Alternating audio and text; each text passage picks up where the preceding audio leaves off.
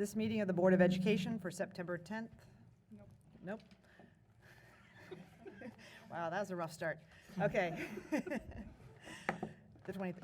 This board meeting of the Board of Education for September 23rd is called to order. For tonight's meeting, any item that will be voted on this evening has been posted as required by state law. This meeting is being televised live on Channel 28 and will be replayed throughout the next 2 weeks. Please check the district website for replay times. This meeting is also being streamed live on our PPS TV services website.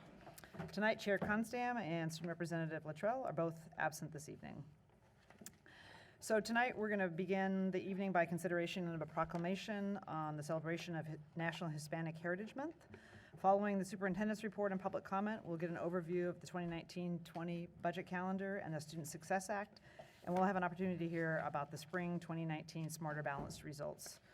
Following the board meeting, we'll move to the Mazama Conference Room for a work session on both our board goals and the internal performance audit function. Chair Bailey, would you by any chance be ready now, or do you want? Chair Bailey. Director? Or do you want to? No, but if you hum a few bars, I'll take it. Sure.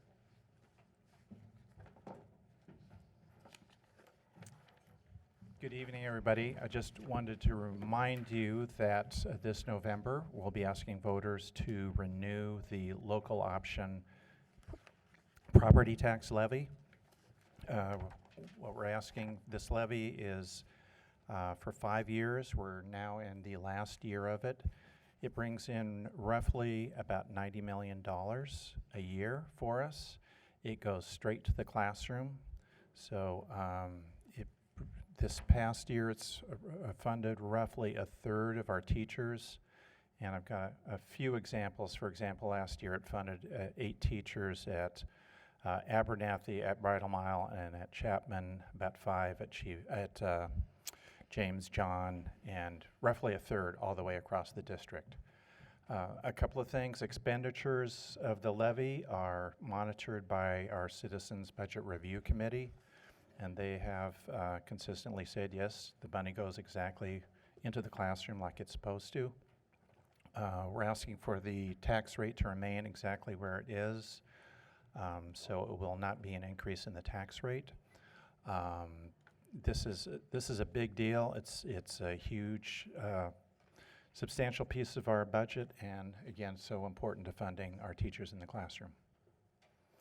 So vote yes, please. Thanks. Thank you, Director Bailey. So tonight, in recognition of Hispanic Heritage Month, we'll vote on a resolution proclaiming the celebration of National Hispanic Heritage Month. I'd like to ask Jonathan Garcia, our Chief Engagement Officer, to read this resolution for our consideration.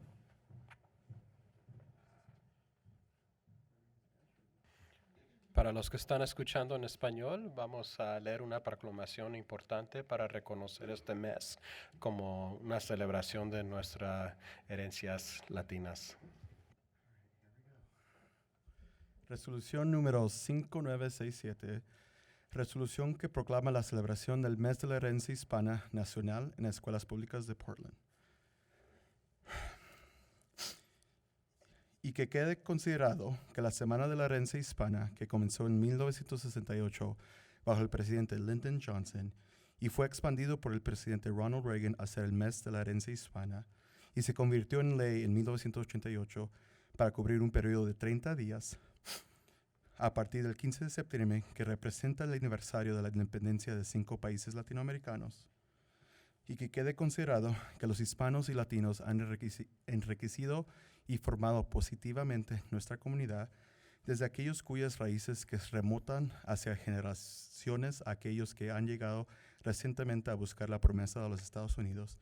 Ellos representan el espíritu nuestro del sueño americano, que con el trabajo duro y estudios uno puede construir una mejor vida para uno mismo y un mejor futuro para sus hijos.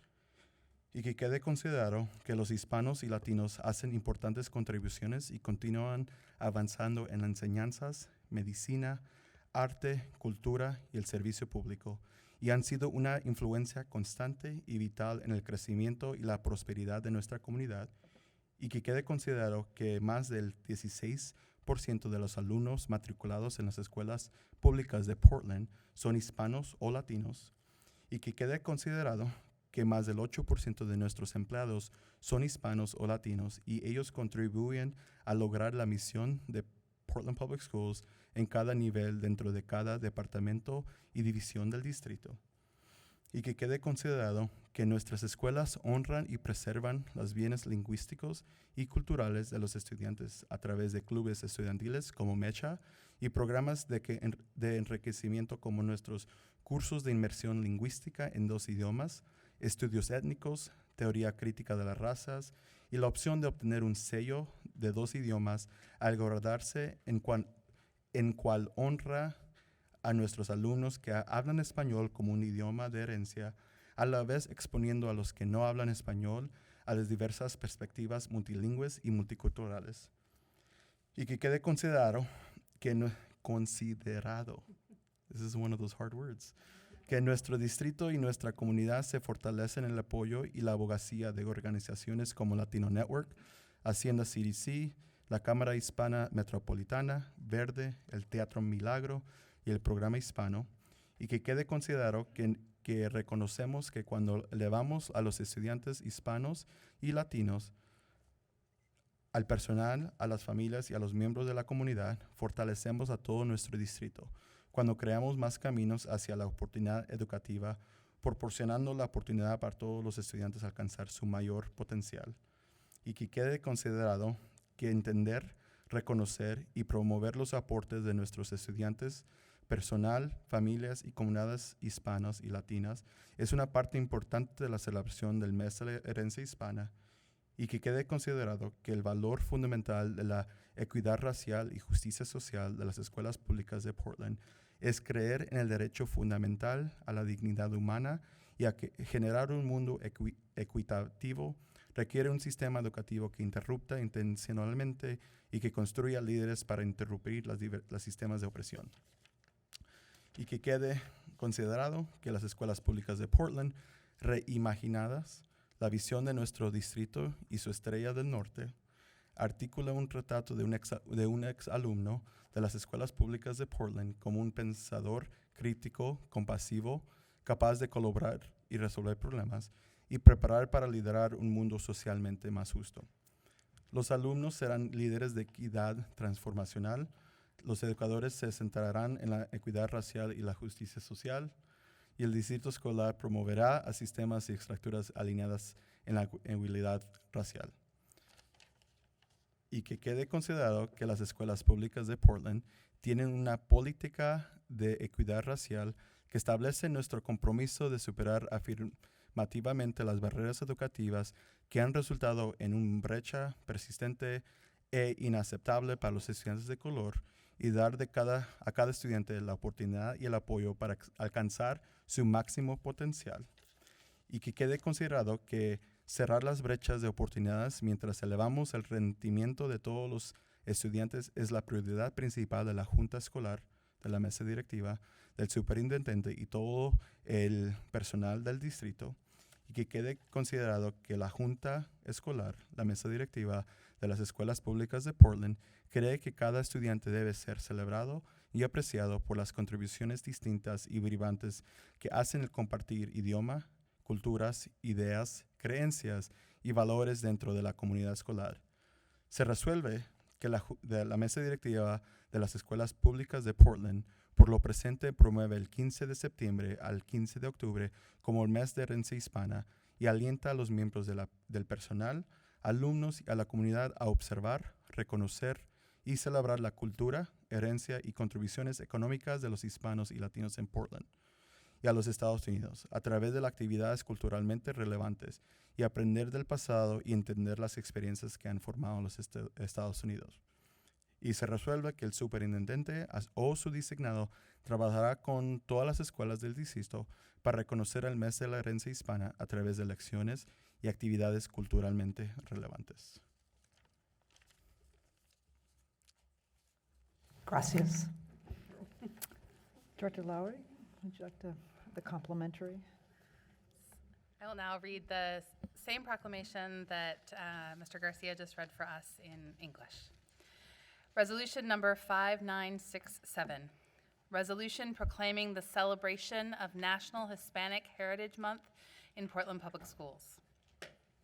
Hispanic Heritage Week, which began in 1968 under President Lyndon Johnson, was expanded to National Hispanic Heritage Month by President Ronald Reagan and enacted into law in 1988 to cover a 30-day period starting on September 15th, the day that represents the anniversary of independence for 5 Latin American countries. Hispanics and Latinos have enriched and positively shaped our community. From those whose roots trace back generations to those who have recently arrived to pursue the promise of the United States, they represent the spirit of our American dream. With hard work and an education, you can build a better life for yourself and a better future for your children.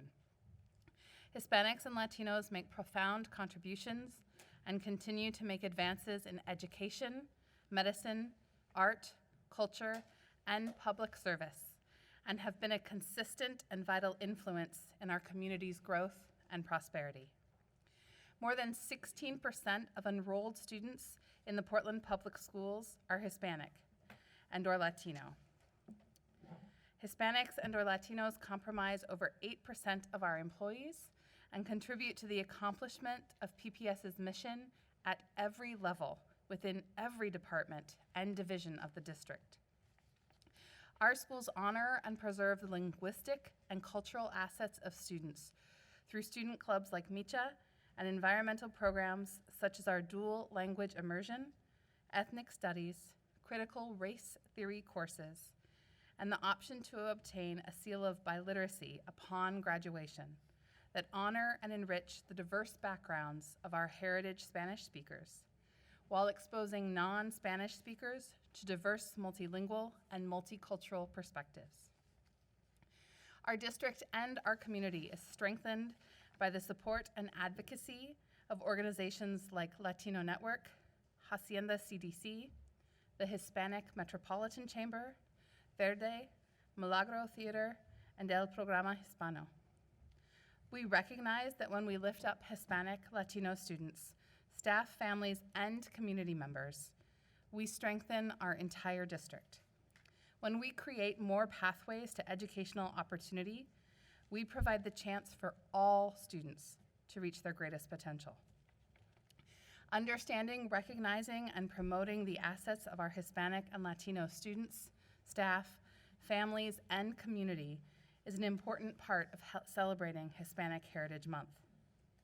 Portland Public Schools' core value of racial equity and social justice is that we believe in the fundamental right to human dignity and that generating an equitable world requires an educational system that intentionally disrupts and build leaders to disrupt systems of oppression. Portland Public Schools reimagined our district's vision and North Star, articulates a portrait of a graduate of Portland Public Schools as a compassionate, critical thinker, able to collaborate and solve problems, and prepared to lead a more socially just world. Graduates will be transformational equity leaders. Educators will be racial equity and social justice centered, and the school district will advance racial equity aligned systems and structures. Portland Public Schools has a racial education equity policy that states our commitment to affirmatively overcome the educational barriers that have resulted in a persistent, unacceptable gap for students of color, and to give each student the opportunity and support to meet his or her highest potential. Closing opportunity gaps while raising achievement for all students is the top priority of the Board of Education, the superintendent, and all the district staff. And the Portland Public Schools Board of Education believes each and every student is to be celebrated and appreciated for the distinct and vibrant contributions made by sharing cultures, language, ideas, beliefs, and values within a school community.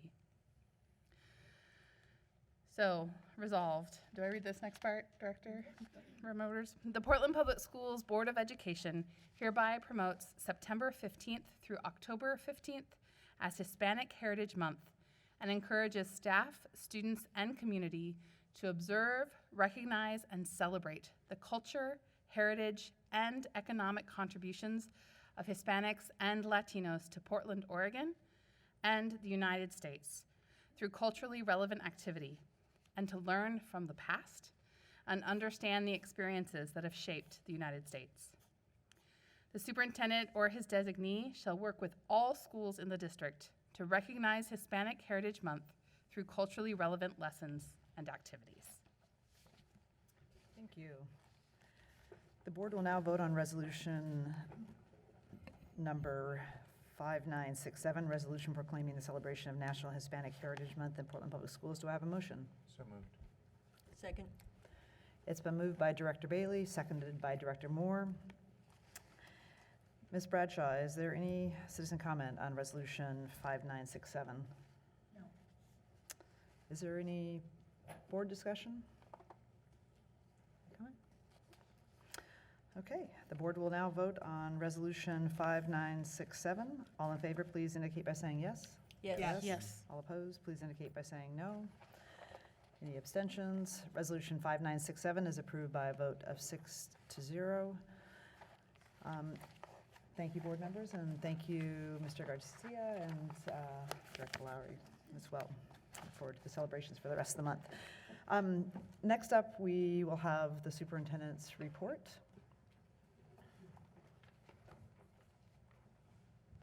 Good evening, directors and our present and listening audience. Buenas tardes. While we didn't bring out the mariachi and the student folklorico groups, they were actually out in full force this past Sunday, the 15th, at the annual El Grito de Independencia. So it was a great time to be able to be there with hundreds of our community members, many of our families and students. I was honored to be invited to speak on stage late that night, recognizing the importance of Latino traditions, history, and customs. And I know that this is going to be a month-long recognition, so I look forward to continuing to visit our schools, acknowledging this Hispanic Heritage Month. Well, it's hard to believe we're in our 5th week of the school year now, but indeed that's the case. Back-to-school nights are taking place. Our fall season sports are in full swing. I've been making the rounds at many of our student athletics department activities, and students across the district already are asserting themselves as leaders within school communities and in the wider world around them. And that's going to be the focus of my report. But before I talk about our student leadership, I want to talk also about a couple of important senior leadership announcements, as is tradition here in Portland Public Schools. As we've hit our full our stride here in this new school year, we're welcoming a new member of our leadership team, Dr. Esther Amabayan, who will be serving as regional superintendent for the Cleveland Wilson Franklin Grant K-8 schools cohort. That includes a total of 40 schools. Dr. Amabayan joins Dr. Keely Simpson and Joe LaFontaine as we complete our 3 regional superintendent team. She comes to us from the Roosevelt School District in Phoenix, Arizona, where she served as that district's chief academic officer. She has also served in leadership roles in the Houston Independent School District and with the San Diego Unified School District, where she served for 22 years, working her way up as a classroom teacher. As is tradition, I'd love to invite her to come up and introduce herself to the Board of Education directors. One question I always like to ask in our final interviews is, what drew you and attracted you to the transformative work here in the Portland Public Schools? Good evening. I am Esther Laway, Regional Superintendent for one of the areas in Portland Public Schools. I did come from Arizona as a Chief Academic Officer. I have been in education for about 30 years. Do you mind using the microphone? Thank you.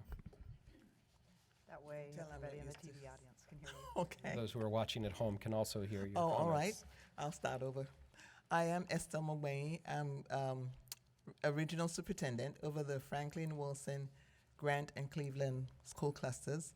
I do come from Arizona as a Chief Academic Officer. That was my last role.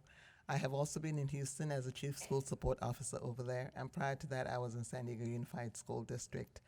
I chose to come to Portland because I look for districts that are trying to do the best work for children in service of student academic achievement and equity and racial justice themes. So that's how Portland Public Schools came to be a choice for me. I applied and I got the job, and I'm excited to be here. This is my 5th day on the job, so nice to meet you. No one's counting, though. So thanks for having me. Welcome. Thank you. We're glad to have you here, Esther. As we've continued to build our team, we're always looking for talent out there who really has done exemplary work in supporting school communities.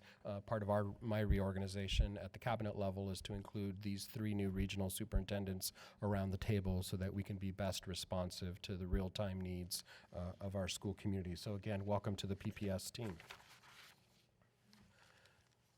All right, so I opened by mentioning that this school year has started with students already asserting themselves as leaders in our community, and a very visible example of this was last week's global climate strike. You might have heard about it. We estimate over 6,000 PPS students took part in this event this past Friday. The Portland event was part of a worldwide effort. It was the culmination of a great deal of planning by the young people here, and most notably by our own high school students. We recognize students' constitutional rights to freedom of expression, and climate science activities align with our board's climate justice resolution. It aligns with our core curriculum, and it aligns perfectly with our district's vision of a graduate profiles. When it comes to our curriculum, our students continue to hold us accountable for making sure that we continue developing this important work. Thanks to the groundbreaking board resolution and advocacy by our students, climate science is a growing part of our core curriculum. And just last week, we announced the hiring of Nicole Berg, our new programs manager for climate change and climate justice.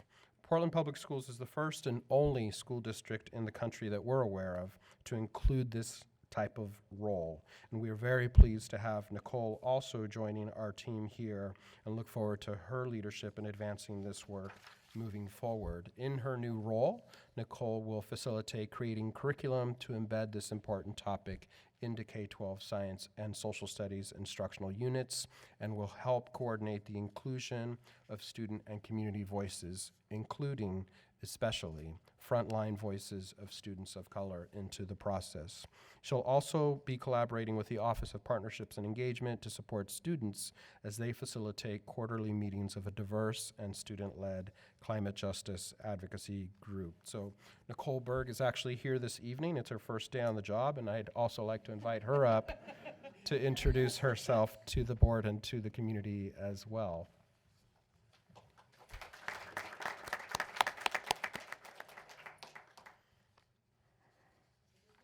Friday, so forgive me if I'm a little disoriented here.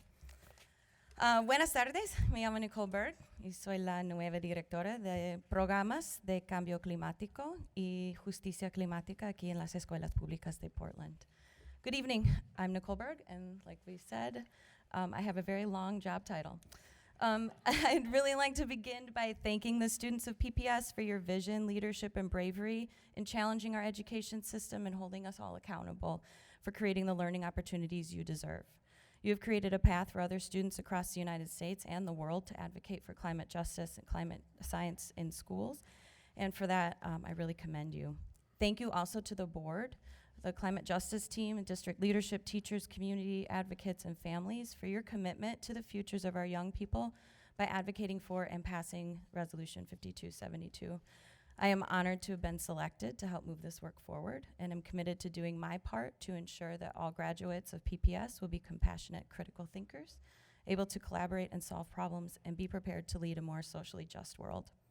A little bit about me. My background in justice-oriented education comes from my personal experience growing up as a white presenting Latina in Madison, Wisconsin.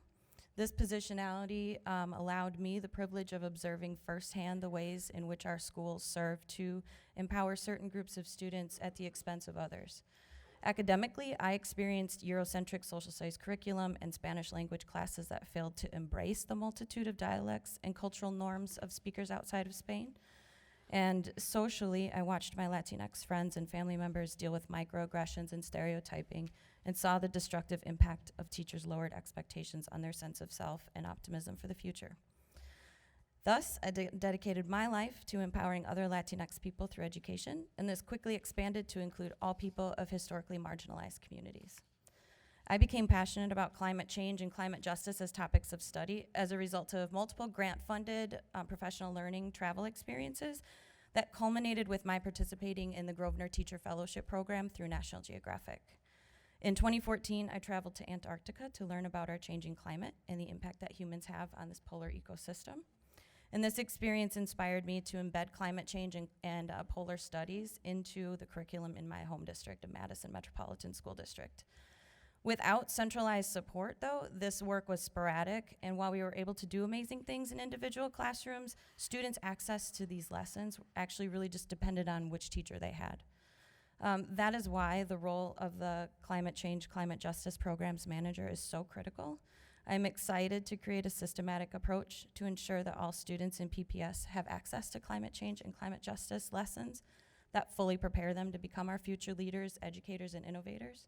And I'm especially excited to work with our student leaders, frontline communities, and climate justice team to ensure that we are elevating the voices of those most disproportionately impacted by our rapidly changing climate and creating the conditions for all communities to thrive. It's truly a team effort, and I look forward to meeting all of you and to our work together. Thank you. Welcome. Bienvenida a las escuelas públicas de Portland.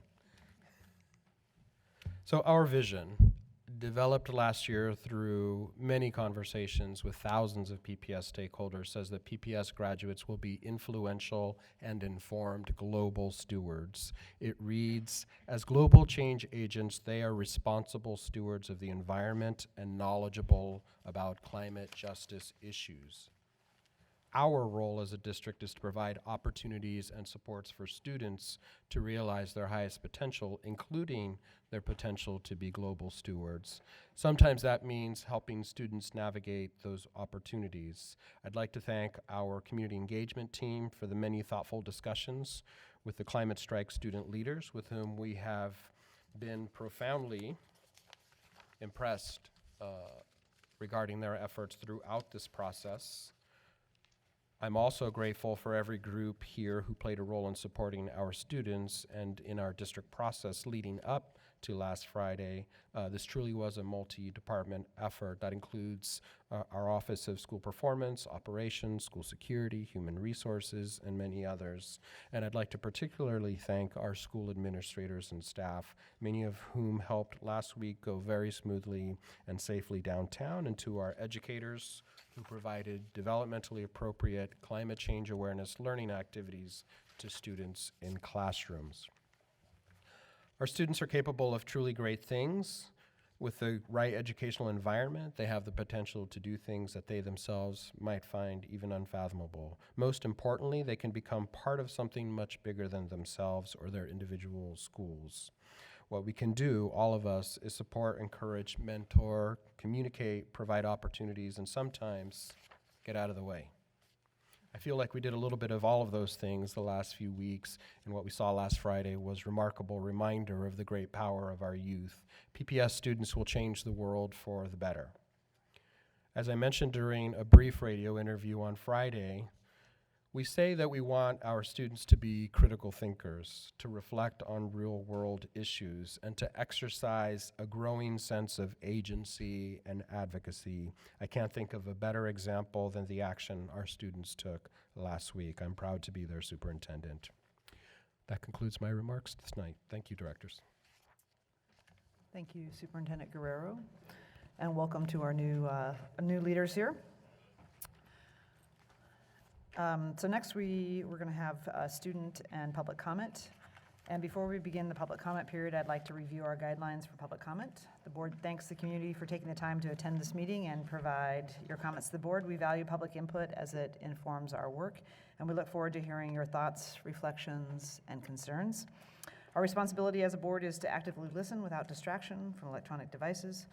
One quick reminder, any oversized signs, I don't see any, so we should be fine. Board members and superintendents will not respond to comments or questions during public comment, but our board office will follow up on board-related issues raised during public testimony. Guidelines for public input emphasize respect and consideration of others. Complaints about individual employees should be directed to the superintendent's office as a personnel matter.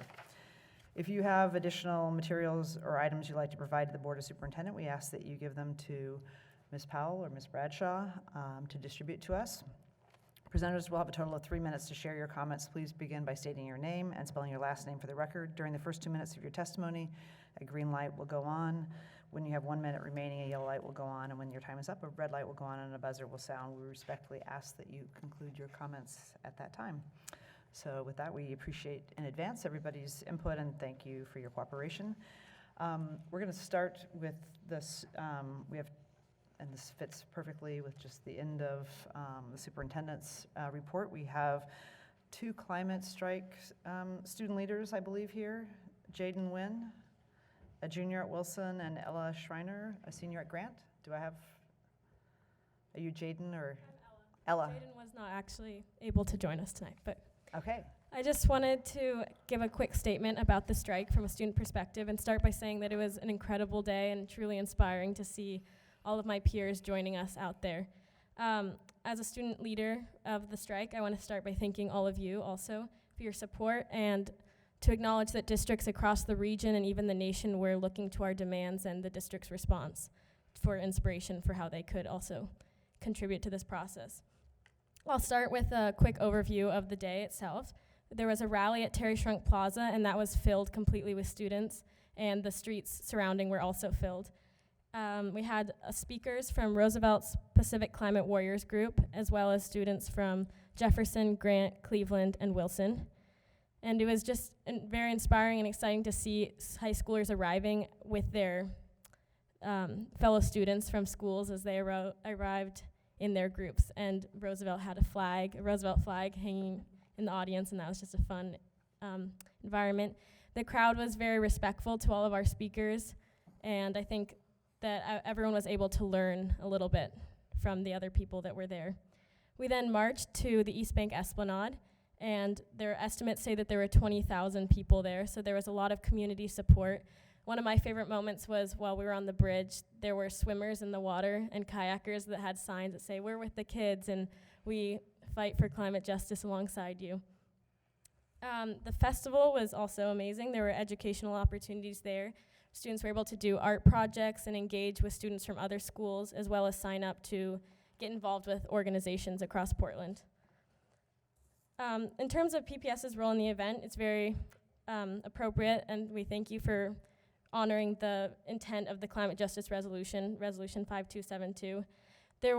It was a complicated process with lots of communication, and we were able to achieve the goals. I would like to highlight the fact that the process was a little slow in terms of getting communication out there and getting clear response from all schools. We were trying to avoid having inequities and confusion in schools, and there were a few scenarios where volleyball athletes at Cleveland were told that they would be benched if they participated. The Grant attendance line said absences related to protests and march would be unexcused.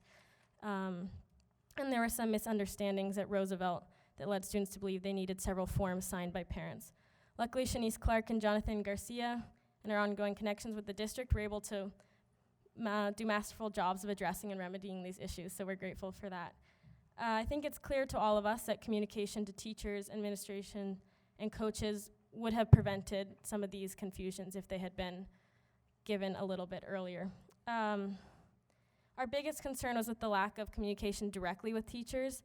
The communication went out to administrators and later teachers, but only 2 days before the march, and I think that the administrative teams were expected to pass that down to their teaching teams, and that was a slow process. So overall, it was very empowering, and I'm so grateful to the district's support and all the engagement, and I think we have some great learning points to continue working forward.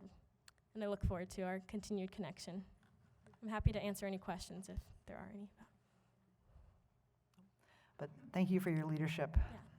I think it was a masterful day of students really speaking out and being leaders in our community. So thanks.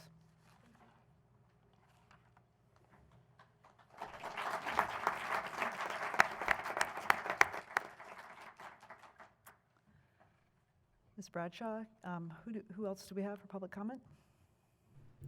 We have Heidi Hacker and Sherry Bates for public comment.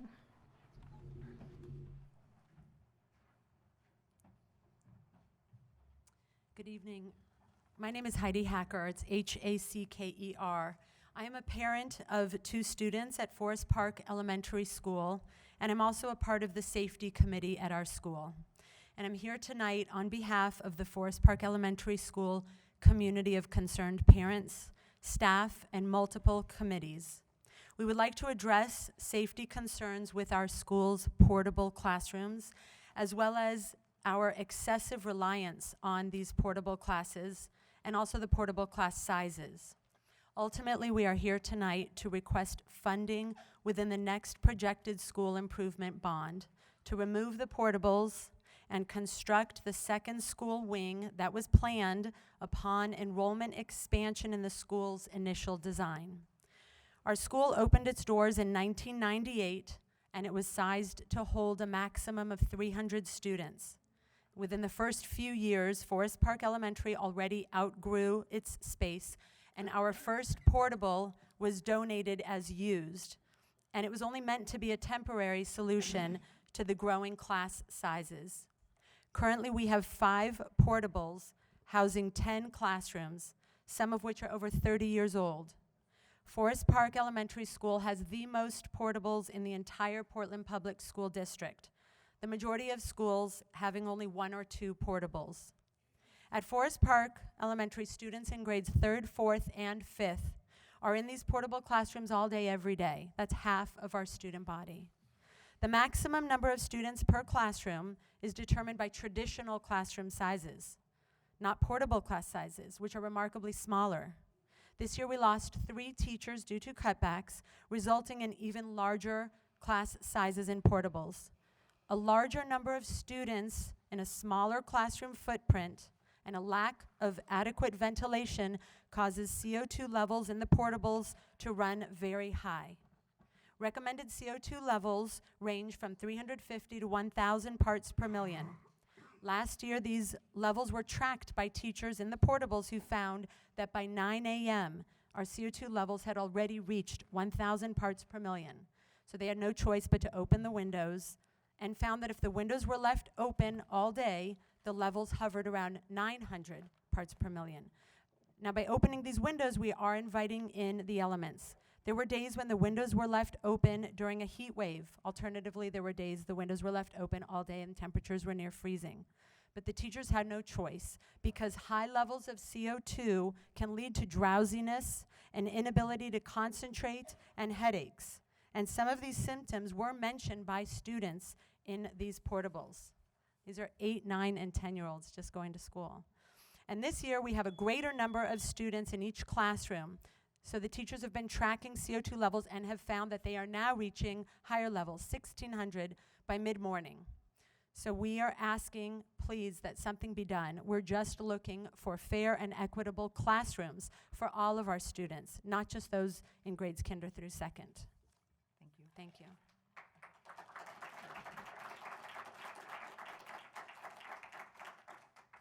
Good evening. My name is Sherry Bates, and I'm a parent of a student at Forest Park Elementary, also part of the safety committee at our school, and here tonight on behalf of the community of concerned parents. I'd also like to address some additional safety concerns with our school portable classrooms.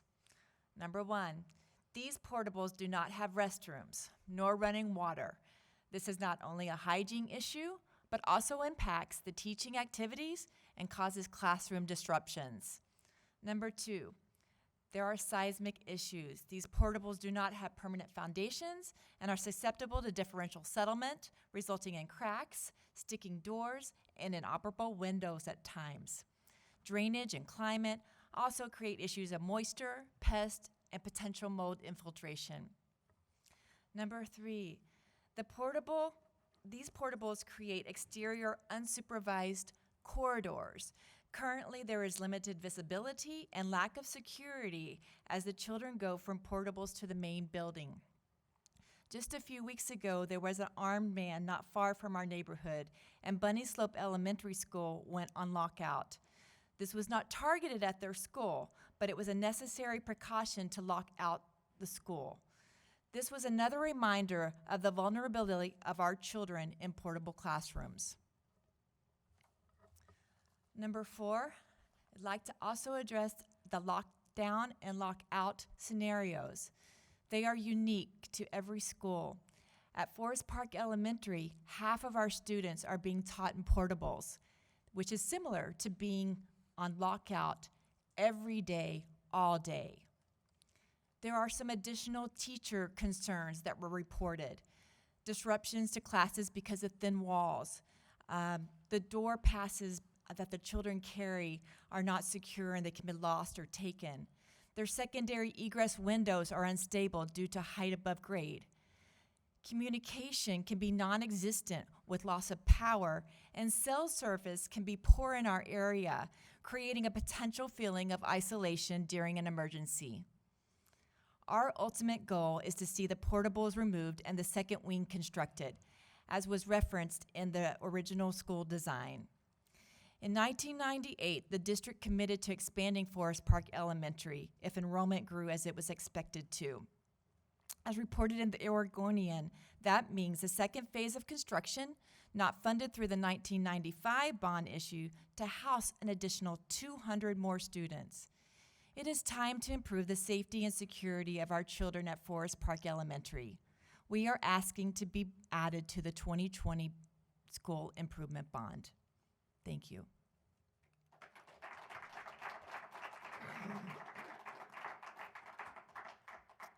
Thank you. The district and the board will be working on a bond package this year, and we have your materials, so thank you for submitting that. And I should note that Director Scott is the chair of the Bond School Improvement Committee, the committee that will be taking the lead on behalf of the board on the bond package. So thank you. Any We other have- public comment? Yes, one more. Matt Marjanovic, sorry.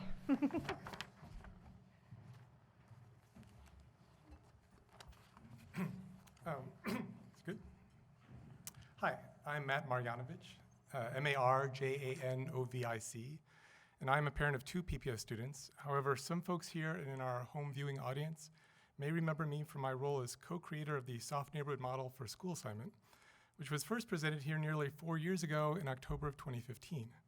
That was during the earlier DBRAC era of enrollment balancing, and this January we entered a new era, the flow analytics era. I don't expect the flow outcomes to be substantially different from the DBRAC outcomes. Both processes are structured to preserve the status quo, and the status quo is a system that fundamentally cannot achieve stable, balanced enrollments. The status quo is also a system that fundamentally reinforces the educational disparities in this district. Nonetheless, the show must go on, and we all have our roles to play in this new season of enrollment balancing theater. My role tonight is to ask some questions about the scope, schedule, and cost of the flow analytics project. On January 22nd, the board approved a contract for $300,000 for a first year of work. That contract stipulates completion of the first deliverable, an enrollment capacity and program analysis report, by July of 2019, followed by initial school boundary scenarios and a public engagement plan in August. As far as I can tell, none of these have been delivered yet. In fact, a June 3rd article in the district's Pulse newsletter stated that the first deliverable, the enrollment capacity and program analysis report, would not be presented to the board until sometime this fall. Given that we're at the end of September now, which is 8 months into a 12-month contract, and this is the last board meeting of September, the original contract schedule has already slipped at least 2 months. So my questions to the board are, how much has the schedule slipped? If new deadlines have been established, what are they, and is the board okay with them? Why has the schedule slipped? How much slip is due to underestimation by flow? How much slip is due to flow waiting for input from PPS or other parties? Will the schedule continue to slip? Will this process meet the known hard deadlines, such as the reopening of Kellogg Middle School? Will the schedule slip reduce the time available for public involvement? Has the contract scope changed? Is Flow still intending to produce all the deliverables which the board is expecting? Has the budget slipped?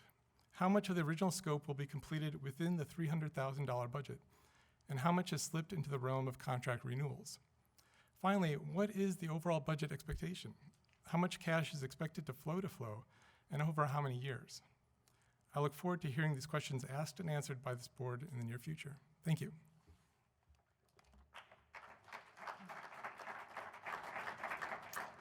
Thank you very much for those questions, very helpful. Ms. Bradshaw, anything? That's it. Thank you, everybody who came and participated in public comment tonight, helping inform our decision-making. So at this time, the board will vote on the business agenda. Ms. Bradshaw, are there any changes to the business agenda? Do I have a motion and a second to adopt the business agenda?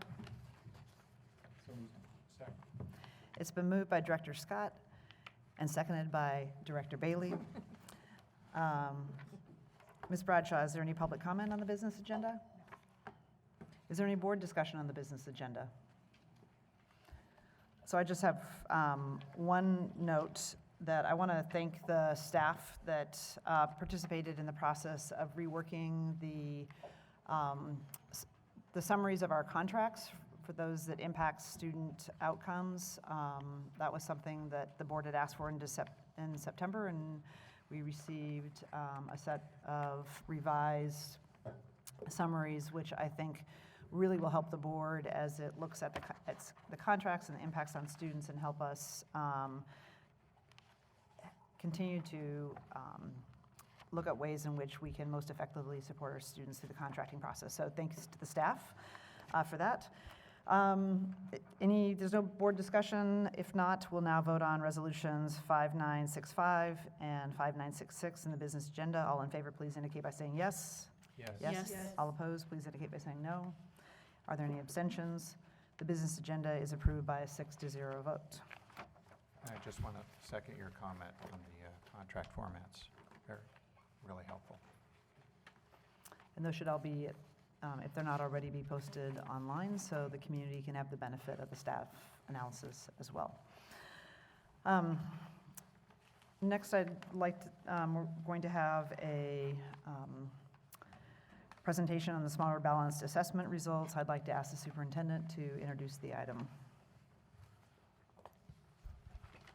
We're continuing this evening with the onboarding process of Dr. Russell Brown, who's going to lead our discussion on our assessment outcomes for this past school year. So welcome back to the podium there, Dr. Brown.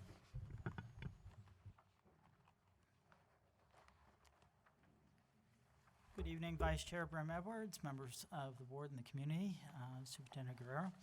Pleased to join you again this evening and now I'm looking for a device.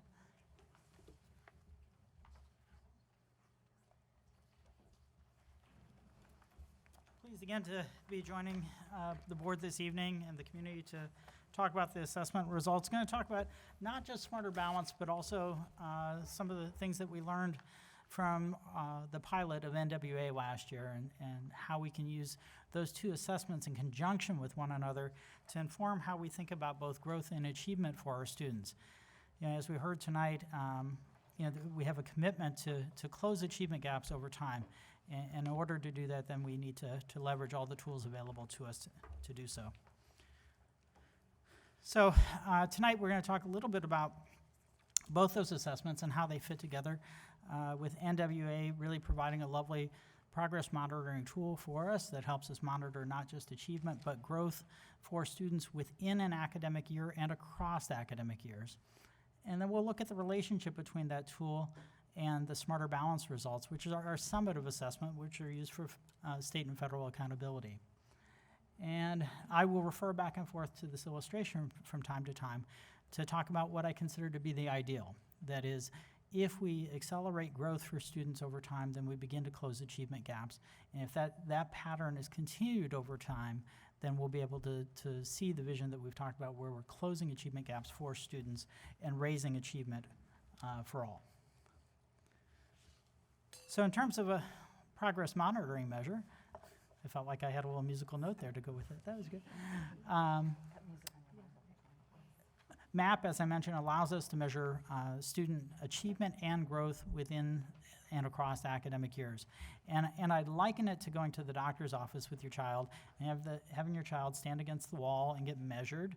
And then, the doctor will take and go to the growth charts to say, oh yeah, students at this age are about here. Your child's a little higher, a little lower, and we would expect your child to grow this much during the year. In a like fashion, MAP is based on a national norm sample. So it looks at students across the country and says, well, your student is here. This is how much we would expect that student to grow this year. And because it's anchored to a national norm sample, it's an empirically driven scale. That is, it's based on how kids actually perform instead of a cut point that was determined by a group of people sitting in a room talking about what career and college readiness should be. So what do we learn from that? Because this was a new assessment for Portland. It had been a while since we'd used that. Well, I was pleasantly surprised to see just how strongly these two measures are related to one another. If we look at the correlations between MAP, both in reading and math, to the Smarter Balanced Consortium results, we see that even in the fall, the correlations are at or above 0.8 for both reading and math. And those relationships do nothing but get stronger during the academic year, so that the variance, how much wiggle room there is between those two assessments actually diminishes over time. They become more and more closely related as we go forward. So it's a stronger relationship as we move forward. And again, for those of you who maybe haven't been in Stat 101 for a while, positive correlations can go from 0, no relationship, to perfect 1.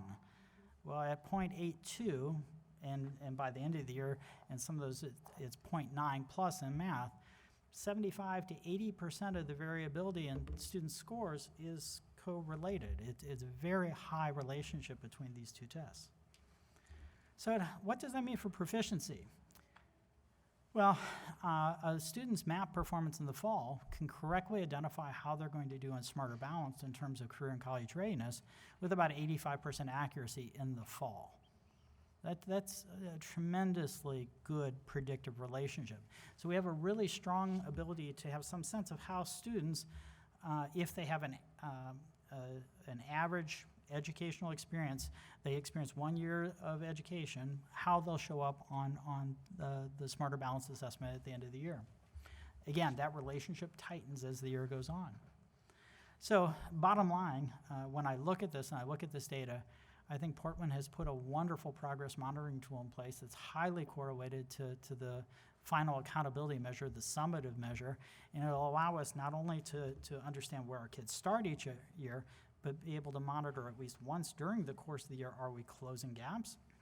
And then look again at the end of the year to have some sense of where we're going to land on SBAC as well. So it's a wonderful progress monitoring tool, and it will help our teachers explain to students the growth that they've achieved during the course of the year, irrespective of where they are on that achievement continuum. So looking back, what did we see in this? Because I think it's really important to understand other things that we learned from this assessment. So because it's based on a national norm reference sample, the expectation is that 50% of students would meet or exceed growth targets.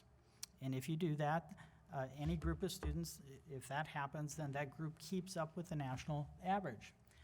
If more than 50% of the students meet or exceed that target, then you begin to close gaps, because those students then are advancing relative to their peers around the country. Unfortunately, we didn't see that. What we see in many of our student groups is that less than 50% of our students were making adequate growth, which means that they're losing ground over time. And not surprisingly, some of our racial subgroups, underserved racial subgroups, lost ground as well, which really gets back to that imperative. If we're going to change achievement, we first must accelerate growth for our students, and we don't see evidence of that, and we need to move forward to try to improve that. So there's some implications for Smarter Balance. Perhaps we shouldn't be surprised that racial gaps persist. Because if we know that students weren't making the growth that would be necessary to close those gaps, then those gaps certainly would be expected to persist. So while I had a chart there where the lines converged, that's the ideal. That's where you accelerate growth and one group begins to catch up by raising achievement over time. What we saw instead was the opposite, where groups were beginning to fall a little further behind. So when we see the Smarter Balance results overall, pleased to say that Portland students still outperform the state as a whole. We see that in English language arts, that we had 58% of Portland students scored at or above the career and college readiness threshold on the SBAC exams, whereas only 53.4% of students across the state did that, hit that same marker. There was a drop in proficiency, both for Portland students and for the state as a whole. And if you look at Portland and look at the other large systems around the state, Portland was sort of in the middle of that in terms of the drop that we saw in English language arts. It troubles me a little that there was a drop in English language arts proficiency across the entire state. That becomes a little harder to understand versus if you saw it within one system that was doing something different, you might be able to explain that change a little bit easier. As I mentioned earlier, given that we saw a lack of differential growth for students of color or differential growth in the wrong direction, it's not surprising that gaps persist. And so in Portland, there are substantial gaps in achievement between different student groups on the Smarter Balance assessments. This is true across the state as well. In English language arts, those gaps are actually wider in Portland public schools than they are around the state. A similar pattern exists in mathematics. Again, Portland students outperformed the state as a whole on the mathematics exam. We see that 45.8% of students in Portland score at or above the career and college readiness threshold, whereas only 39.4% of students around the state score at or above that threshold. Again, both the state as a whole dropped on this, as well as Portland. And again, if you look at Portland's results on this, in comparison to other large systems around the state, we're sort of in the middle of that. The whole state went downward, urban systems went downward as well. In terms of looking at the performance of different student groups, and again, the decline in proficiency and the gaps between student groups, I think is foreshadowed by what we saw on the map results. We shouldn't be surprised. We didn't see any evidence that we would expect to be closing gaps last year, and we don't see that. So there are substantial gaps in performance between different student groups on mathematics. Those gaps in Portland are actually a little smaller than they are across the state as a whole, but clearly we have large gaps that need to be addressed in mathematics as well. So with this, that provides a broad summary. There was a complementary document that went into a little bit more detail that broke it down by grade level, by racial groups, and also by service groups, and also gave results to the board by building, by subject. So if you have any additional questions at this point, I'd be more than happy to address those. Great, thank you, Dr. Brown. I just sense a question coming from Dr. Scott, or Director Scott. Maybe, yeah. Actually, just a really quick question. We talk about comparing to the state as a whole, which is fine, and it's. I guess I'm glad that we outperform the state a little bit. Is there a difference between rural and urban schools when you look at state scores? And is it more appropriate to compare Portland Public Schools to the suburban districts surrounding us versus the entire state, or do we not see that difference? So I have to admit, I am still relatively new. As am I. I don't have the level of familiarity with all of the systems around the state that I would like to have. I can say that what I did was I looked at, I believe it was the top 10 in terms of enrollment. Now, the vast majority of those surround us. So when I say that we sort of fell in the middle in terms of that, I was including many of the surrounding systems. So I'm just going to follow up on that question.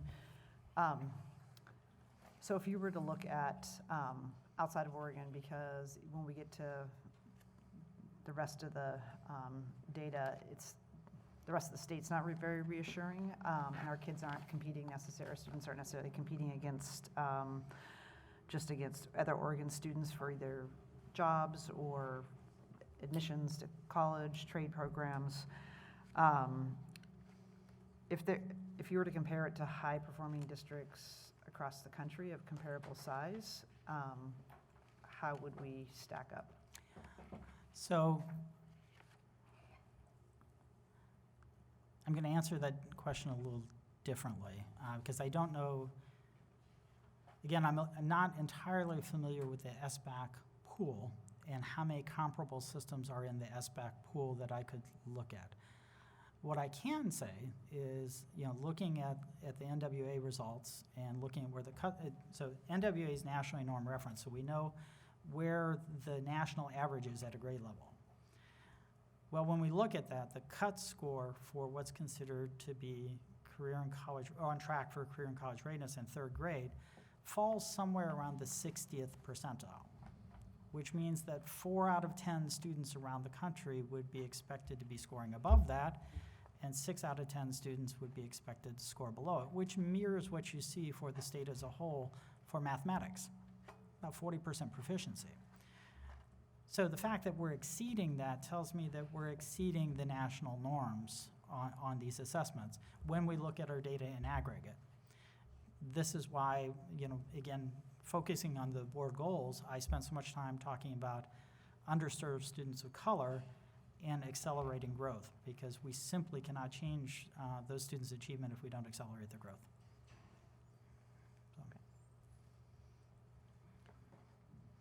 I had a couple of questions as well. So when you're talking about, I'm looking at this graph here, it's not titled, but it shows the two students. The student 2 is a lower performer, and are you saying that this, measuring that rate of growth rather than their proficiency is, I'm not even sure how to ask the question. How are we getting those lower performers, those performers that are in the bottom quintile up to at least the norm? I'm so glad you asked that question. It's really important. Part of the reason for focusing on growth, or talking about focusing on growth, and I think this is now my third meeting,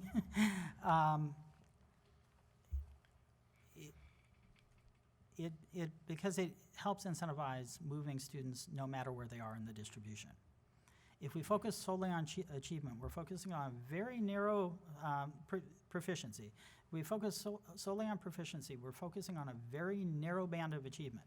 It's almost like a light switch. It's on or off. Either you hit it or you don't. Well, truthfully, we have some students who enter school who are going to flip that light switch no matter what we do. And their families often get frustrated with us because we don't demonstrate additional growth for those students during the course of the academic year, and the proficiency measure is not really relevant for them. On the other hand, the example that you gave, if you've got somebody that's in the bottom quintile, it's highly unlikely that you're going to move large numbers of students who are in the bottom quintile above that proficiency threshold in a single year. So how do you communicate the value of what they've learned? How do you communicate to them, oh, you've learned, in this year, you've learned as much as most kids would in 1.25 years, or almost as if you had another semester of school. How do you convey that to them if we solely focus on, again, whether or not they're proficient? They're falling short of that. So growth affords us that opportunity to say, oh, yes, you've learned what was expected in the course of this year, or you learned more than what was expected. And you can quantify that in terms of how much additional instructional time that would mean for a student. It also helps then communicate to students, I think, a sense of success. I did what I was supposed to, or I did more than what I was expected to do this year, even though maybe I'm not quite proficient yet. I think that's incredibly important. And again, my experience, and one of the things I think we learned from NCLB, is if you focus solely on that cut point, some bad things tend to happen. Kids at the top tend to regress downward because we spend a whole lot of time focused on just that cut point. And it's just inherent to the structural, it's a perverse consequence of the incentive. And on the other hand, where do folks who are below that cut point, where do we focus? well, schools, and principals who are interested in maintaining their positions over time get real interested in kids that they think they can get over that bar. When in fact we have to be making investments with those kids in that lowest quintile. And we have to make those investments consistently. Otherwise, we'll move those kids. It's a good short-term strategy, but it's almost like borrowing money with a massive interest rate. Kids keep falling further and further behind, and it takes more and more to move them at that point. Again, this is why I advocated for focusing on growth, because it moves all students. It incentivizes and can communicate the movement of all students, irrespective of their achievement level. So put simply, since I've been droning on here, you can't change achievement without accelerating growth. It just can't happen. It's dependent on it. On the other hand, I can grow anyone, irrespective of their achievement level. So the gifted and talented student can grow. The kid in the lowest quintile can grow. So. Director Moore. So first of all, I wanted to say thank you for the memos. They were very helpful. I still have a couple questions that I think say more about me than they do about the memo, but so I'll take those offline. I'm not so sure about that, but. So I really like the focus on growth. It makes sense to me, and but I do have a question. So in the memo you gave us on the NWEA growth and achievement monitoring, that one. Yes. On page 4, I think. Oh, there's one of those things that I could have done. I could have I'm sorry, numbered the what? pages. Yes, please. Yeah, page numbers would be good. But anyway, I think it's on page 4 in the challenge section. So I get the concept that in order to narrow the gap, making the norm, reaching the norm is not good enough. Absolutely not. Okay. But in the second paragraph, or third paragraph in that section, I'm going to read these two sentences, and because this really is kind of puzzling to me. Okay, in both the English language arts and mathematics, the scores necessary to achieve proficiency on SBAC are significantly higher than the national average. In order to achieve proficiency, students have to score at or above the level observed by 6 out of 10, the 60th percentile, students in the national normative sample. That, by the way, I was conservative when I said that. It's actually higher in some grades. Okay, so. Yes, that's painful, isn't it? It is, and puzzling to me. So we have a national standard test that requires that we all be Lake Wobegon. I mean, that average isn't even grade level. So I think there's, and I've tried to date, and not entirely successfully, I might add, not to interchange proficiency with being on track to be career and college ready. We've gotten a little loose with that language. So historically, proficiency was really around probably the 35th percentile. And if we thought about, what it meant to be on track, for most students' grade level in a nationally normative sample would be somewhere within plus or minus 1 standard deviation from the mean. Well, there was significant pressure from higher educational institutions and also just this notion to go to Director Brim Edwards that we're in competition with the world. And so there was an effort to say, well, we need to raise the bar. And we want our students now to be career and college ready. Well, that means something very different. It's a much higher bar. And that's one that systems in the country are not going to gravitate to instantly. It will take time. It's moving the entire distribution of kids upward over time. This is an incredibly heavy lift. And I think you've hit it on the head. We're asking our students to do something we've never asked them to do before. And it's a big lift. It really is.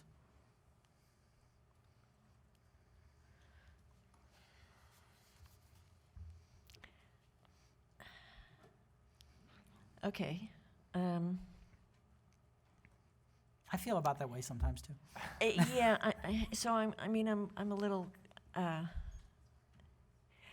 feel like I want to have a very long discussion with you about SBAC and assessments and, Welcome at any time you'd like. okay. And what, yeah, so we're looking at normed scores of what actually happens.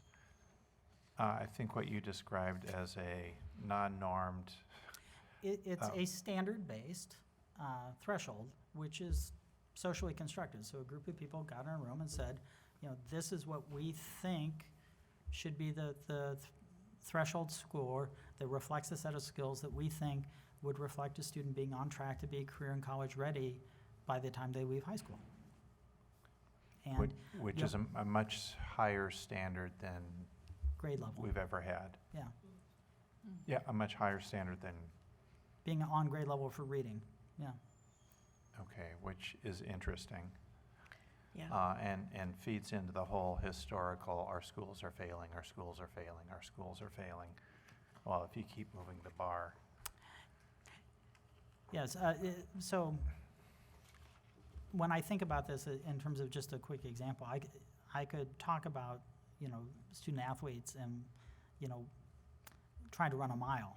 And I'm not a good person maybe for this in terms of examples, but there would be a reasonable threshold for an average student to be able to run a mile in high school. And if we raise that bar to say what it would take to be a competitive college athlete, many students would find it quite difficult to reach that bar. And we'd have to start much earlier with them if we were going to try to get them to be competitive at that level.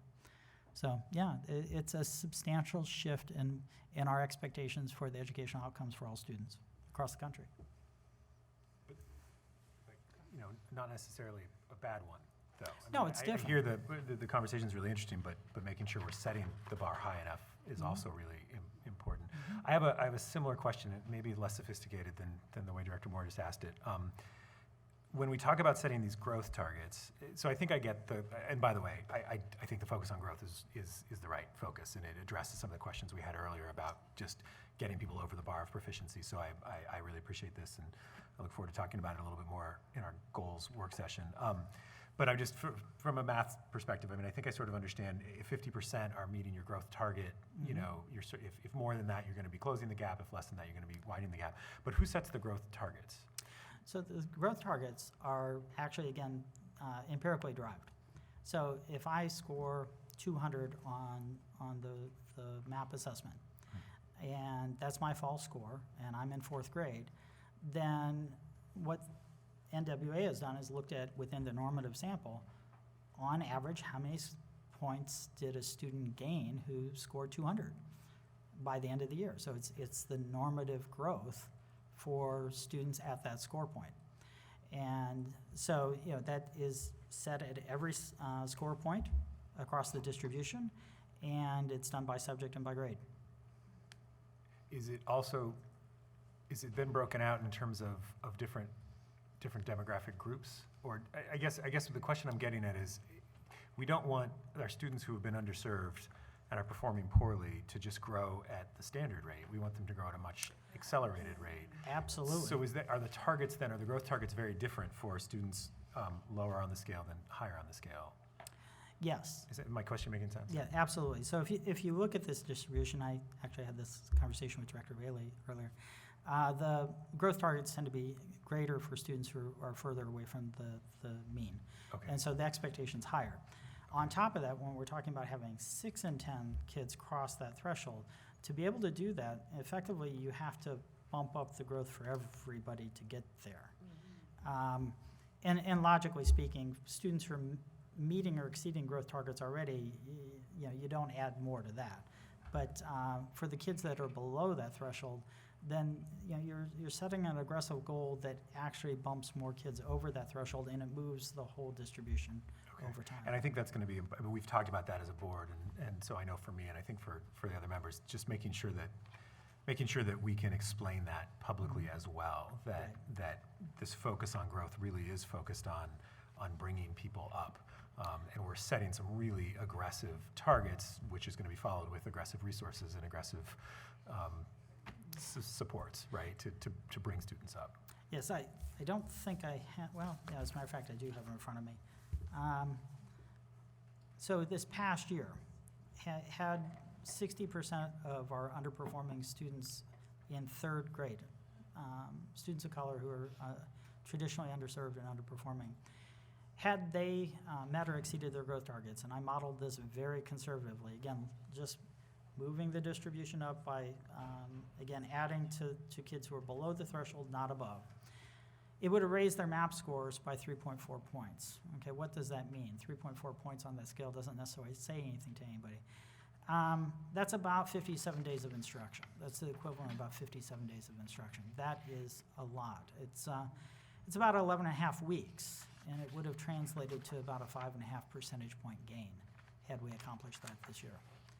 And that would have been this year while the state was going downhill.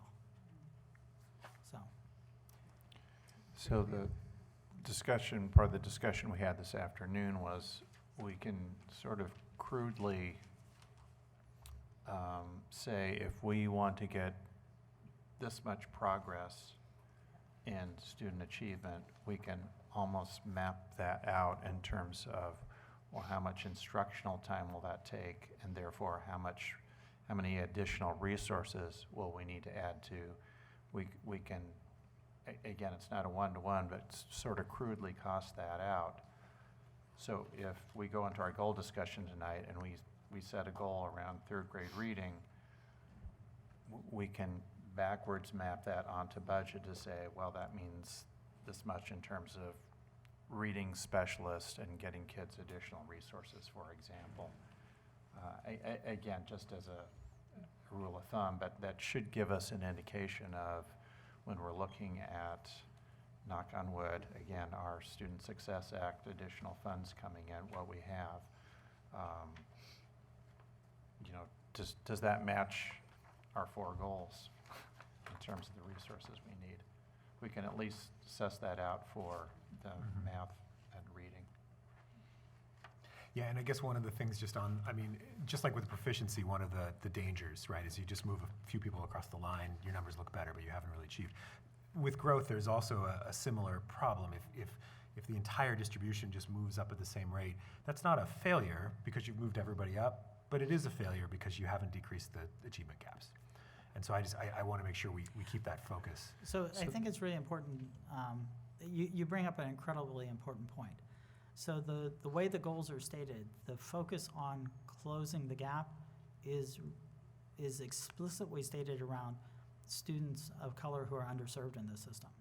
And it's really talking about accelerating growth for that student population, specifically for exactly what you were saying. Because if we just do that for everybody, then everybody moves up, and that's great, but the gaps persist. Right. So we expect everyone to grow here. We're again doing better than the state. The state is doing comparable to the country. We want to see those gaps that have existed over time close, and we need to move a group of students upward in that as we're moving everybody up. And that's why the goals we'll be discussing in the work session talk about 60% meeting or exceeding their growth targets for students of color, as opposed to 50%, which is sort of the norm. I have a question about, and I don't know if this is for you, Dr. Brown, or for the superintendent.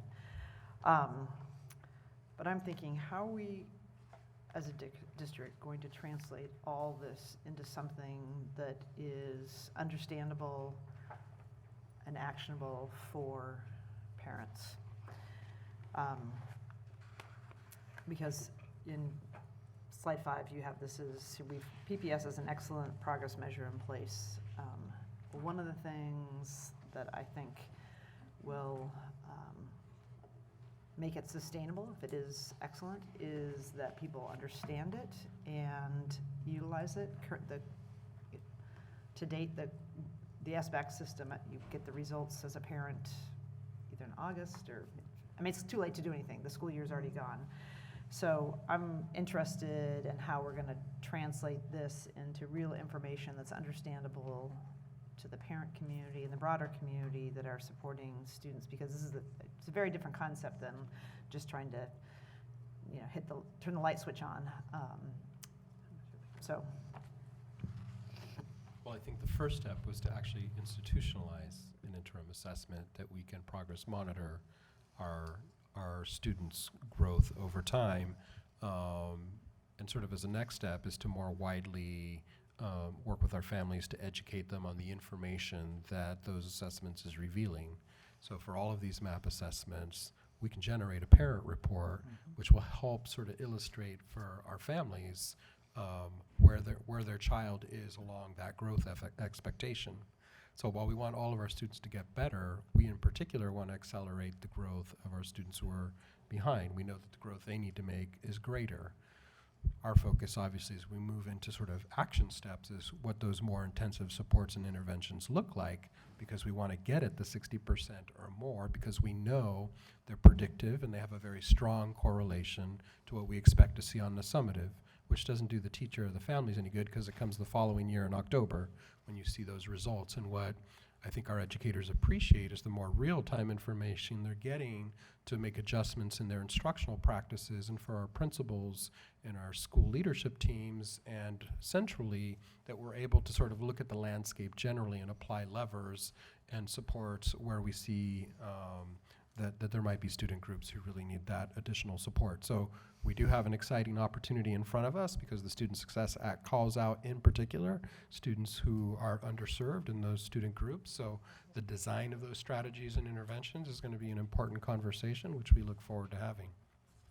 The other piece is parent engagement and specific strategies that parents can use at home that are appropriate for supporting what's going on in the classroom and where their student is at.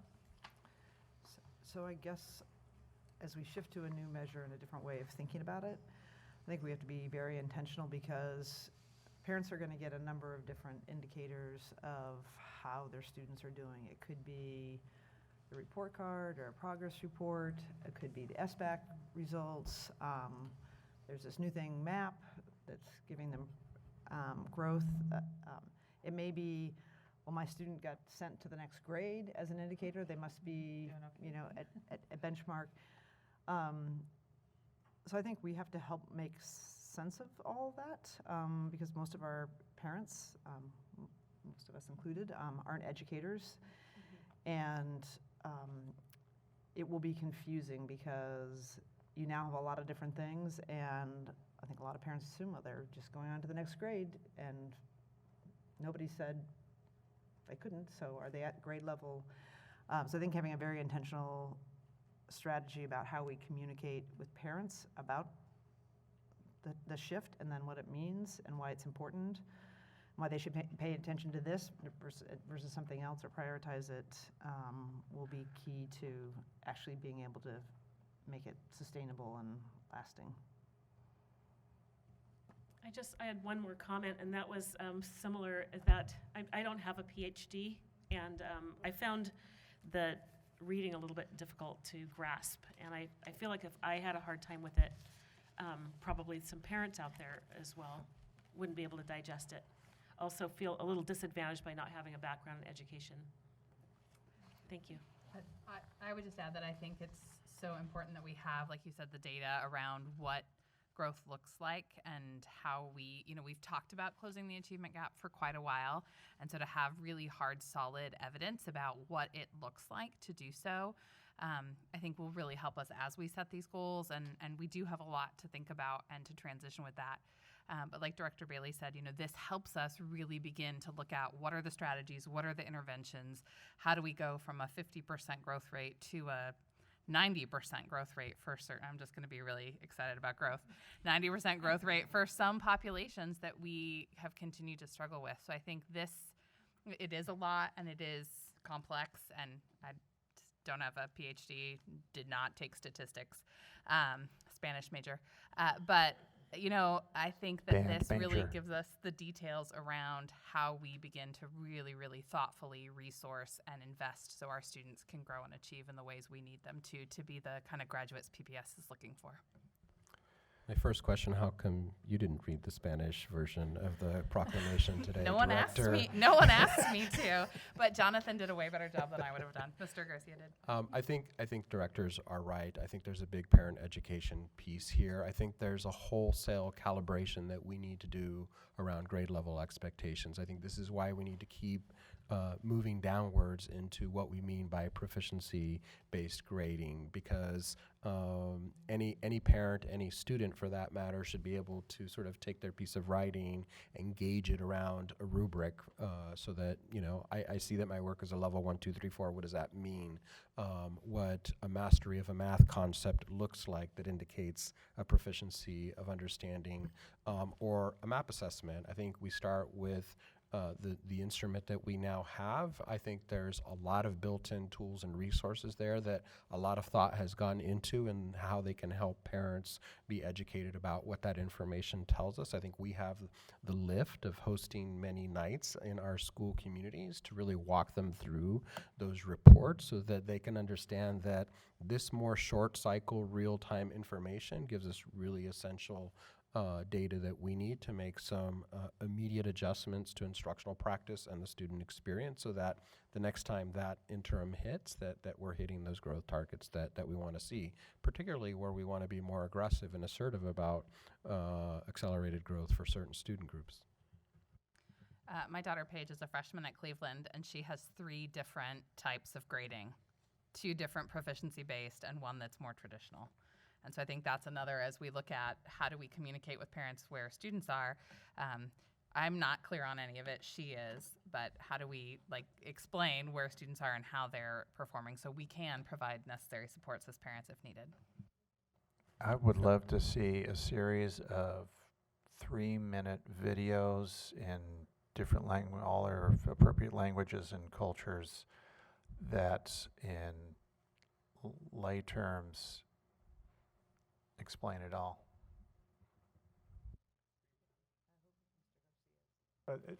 A series, bite-sized chunks, concept. Right, Jonathan? Great suggestion, Director Bailey. So just one last question about information in here. So on slide number 8, talks about with less than 50% meeting growth, we would expect achievement gaps to widen. And on slide 7, it has every single category, 14 categories, and only 3 are over 50%. Does that mean the other 11, the gaps are widening? So what that means is that either the gaps are widening, or there is a decline in achievement versus the national norm for those. Neither one's good. Neither one's good. Agreed. Okay. Yeah. So I want to go back to the SBAC scores, and the fact that the entire state declined. So I guess 2 questions. One, is there any national comparison? Like, did other states decline? Did they do something to SBAC, or is this Oregon? And 2, how significant is a 1 or 2% decline? Like, is this hair on fire urgent? Is this concerning? Is it interesting? I mean, how do I calibrate my reaction to this? So the way I looked at it, again, the state as a whole went down, both in reading and math, and virtually across every grade level. I think there might have been one where there was a little bit of an uptick, but insignificant. So I sort of common sense step back and say, well, what changed in education across the entire state? Did we have a change in curriculum last year? Did we have a change in, what would have adversely impacted student achievement across the state? And I'm not aware of anything that would have. And so that leaves me then with a question to try to explain that, because there's nothing inherent to education across the entire state community that would lead me to expect a decline in scores. I would think that education last year was not probably a whole lot different than the year before across the state. So I don't have a good causal explanation for why those scores went down. They just went down. Again, I'm a little new to SBAC, so I haven't looked across the entire consortium to see, well, was that unique across the entire consortium? Did somebody come in or out of the consortium and maybe impacted norming for the group? I don't know. Was it recalibrated? I don't know. But I begin to wonder. So if I know the state as a whole went down, well, I can just sort of draw like a center line through our data and say, well, how much different are we from the state? Well, we're within a percentage point. If I look at the state as the neutral line, we're within a percentage point. While that's disappointing, it's not hair on fire for me. That's sort of within the normal up or down that you would see if you had things going along the way they have been. You know, if you hadn't made a substantial change in growth yet. And I'm sorry if you said this and I missed it, but looking across the state, they could have gone down because everyone declined modestly, or they could have gone down because a lot of schools declined a lot and a few held steady or even improved. So disaggregating among districts is going to be really important. Maybe you've already done that. Again, when I looked at the 10 or so largest systems across the state, they virtually all went down comparable by to about us, the same amount. about the same as us. And Okay. again, if you put that center line through, you know, some are a little bit above, some are a little bit Okay. below, but So you haven't yet found the outlying urban district that in this last year actually saw some shown growth this while massive. everyone else saw No, bigger decline. I did not see that. That's too bad. We'd love to visit. Dave Lloyd Wilson Reynolds. Great. Well, thank you very much. Thank you. I'm sure this is the first of many. Appreciate a fresh set of eyes and the discussion. So our next agenda item hopefully will be the sort of the move forward, the go forward piece of this discussion, which is an overview of the Student Success Act, a piece of legislation that passed in the last legislative session that will make a very significant investment in schools. And Superintendent, you're introducing the item? Yeah, this is going to involve a few of our senior leaders. For starters, watch your step there, Deputy Superintendent.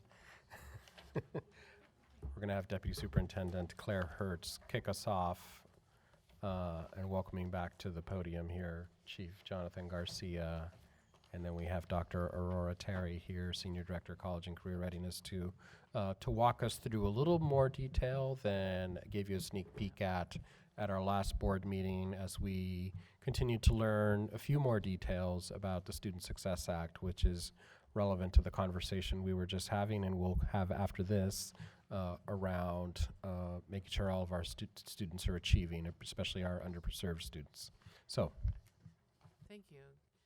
Good evening, Superintendent.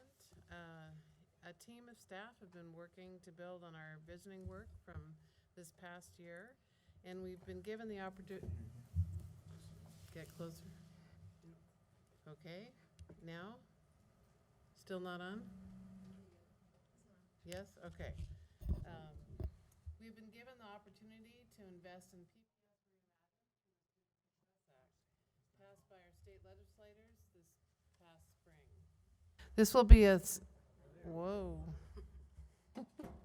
This will be a statewide biennial investment of $2 billion, beginning with $1 billion in 2020-21.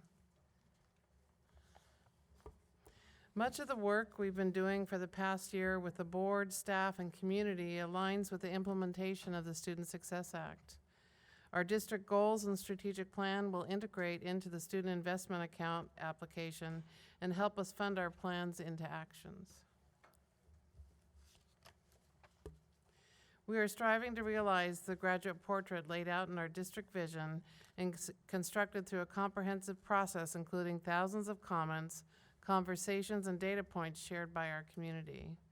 The infusion of funding from the Student Success Act will help PPS begin the transformative work to fulfill the 2030 vision for the district.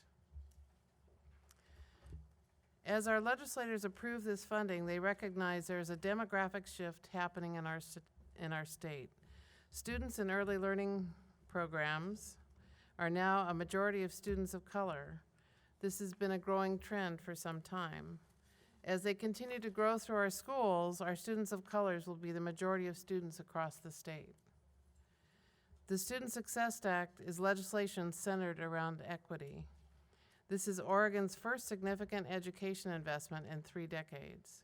It is our responsibility to take these funds and turn them into actions to reduce academic disparities and increase academic achievement.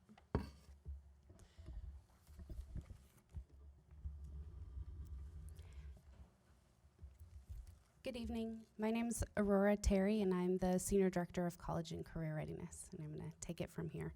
And so as our district is asked to contemplate how we will be focusing the funds, schools and districts in Oregon are being called upon to engage in continuous improvement in order to improve outcomes for students.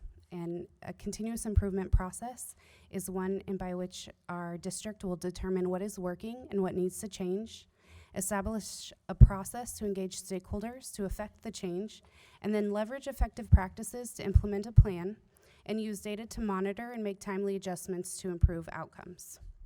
So this continuous improvement process will result in the development of our action plan, where we will routinely collaborate with our community stakeholders and partners. And so, as you know, we are currently in the process of creating a district strategic plan, and we additionally are working on our continuous improvement plan that is due to the state November 1st, and now we are going to begin working on our student investment account plan. And so our vision for our district is to work to align to create one plan that incorporates all of the processes that through the continuous improvement cycle, so that we're not creating 3 separate plans, that we have one plan that brings alignment and clarity. So I think as Courtney Westling spoke to all of you about a few weeks ago at the board meeting, she went through a little bit of how the Student Success Act will be separated by the different key areas of investment. And so, and again, to reiterate, at the heart of the Student Success Act, there's a commitment to improving access and opportunities for students who have been historically underserved in the education system. And our application that will be due in March requires us to describe how our budget and how our plan is designed to achieve targeted student outcomes.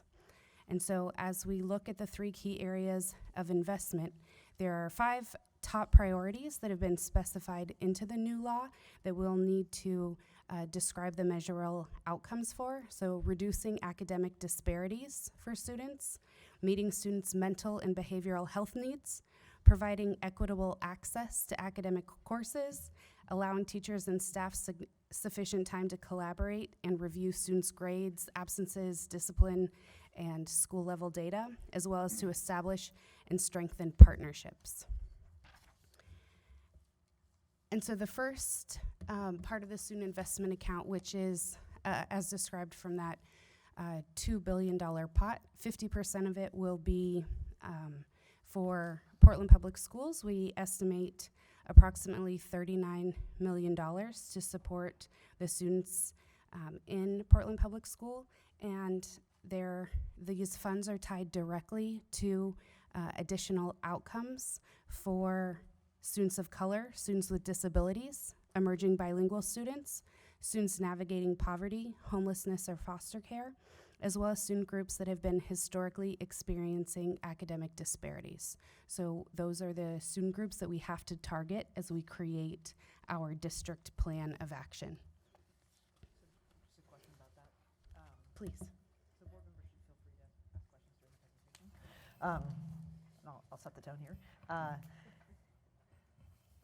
So the 39 million, in the Student Success Act, is there a requirement that you can't supplant funds? So if, say, PPF spent $5 million on a particular intervention this year, all of a sudden we get 39 million, we couldn't take 5 million of the 39 million, pay for that program, and then do something else. We couldn't count it. It has to be new initiatives. Or a new increment, a new increase. So the Just- 39 million will go through a whole process that it will align to our strategic plan, and we'll submit an application. First, we'll bring that the application to you. It's a student investment account, and so you will review how those expenditures are being spent in alignment to the requirements of the law. So the moving it from one place to another I will have to circle back on this part because it's in general fund, where there's the two other pots of money are grant funds that are reimbursements. Okay, so it's not clear to me. I haven't asked that specific question. But what I have done is always thought of it as forward thinking and supporting our vision and our strategic plan. So that's the staff's plan, but I will ask, this is very new information. We're getting lots of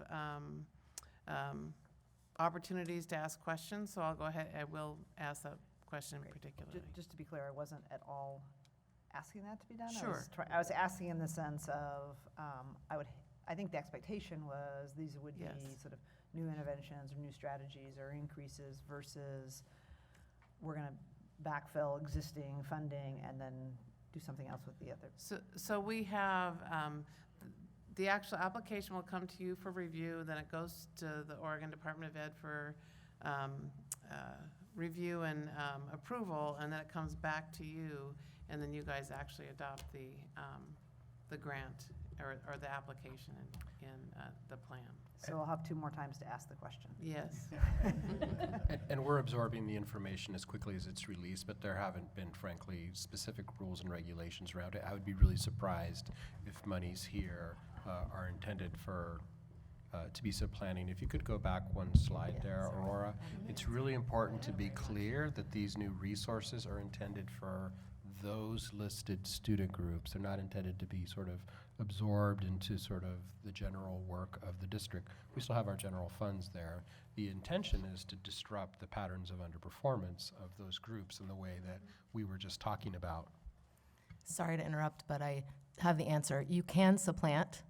It's not like Measure 98, but I don't know very much more than that. I just remember that is true. So more information to come.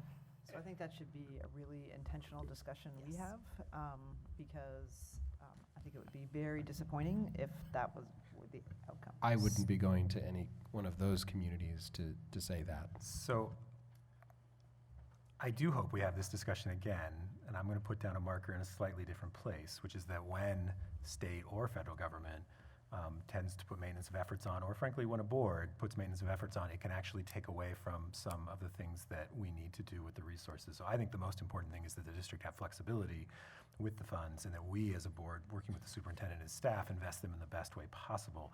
There may be programs where the money from the state is eligible for something that we're already spending on that we want to continue doing, which frees up money in our existing budget for other things that are really important that maybe can't be funded with the Student Success Act. That would be a very smart investment as a district. So I want to be very clear, just sort of saying, only new programs may actually be limiting in a way that is unintended. I want to agree with keeping an open mind on that. Different districts around the state have made different choices. And here in Portland, we've done some things unsustainably that aren't covered under the Student Success Act, and other districts have done it differently. I'm thinking around maintenance, I'm thinking around our IT system, where we know we need to make some investments. And so I think we need to just be open and very transparent in how this comes down. Director Scott, I believe it was you who said we needed to be aggressive in, was that correct, earlier on tonight about the, like, following through with these goals and be aggressive about being clear? And I think, you know, that flexibility allows us to be aggressive in the right ways, but I think that comes down to a board agreement of these students are who we're making this promise and commitment to: students of color, students with disability, emerging bilingual students, students navigating poverty, and historically underserved students. So I think whatever we do, if we as a board kind of hold that, is this getting us to our goals? But your point about what's in the law, what's not, as long as I'm comfortable with supplanting, as long as we have clarity around this really has to be about the best thing for those student groups. I guess just my thought on the supplanting, I think it sometimes can be a dangerous thing to supplant, and we have a fair amount of discretion with most of our rest of our resources, that I think the expectations are going to be high that we're going to, with the $39 million, make a difference for the students that are listed there. And if there's any supplanting or backfilling dollars, that we'll have to make a really strong case of why we couldn't use, you know, the other $500 million that we have discretion on to fund that, like whether it's for IT or something else. I just think the legislature is, I think they gave us flexibility, but it's also some flexibility with expectations that that's who we're going to focus on. So these are non-competitive grants, so at least that's something. This first 39 million is. Right.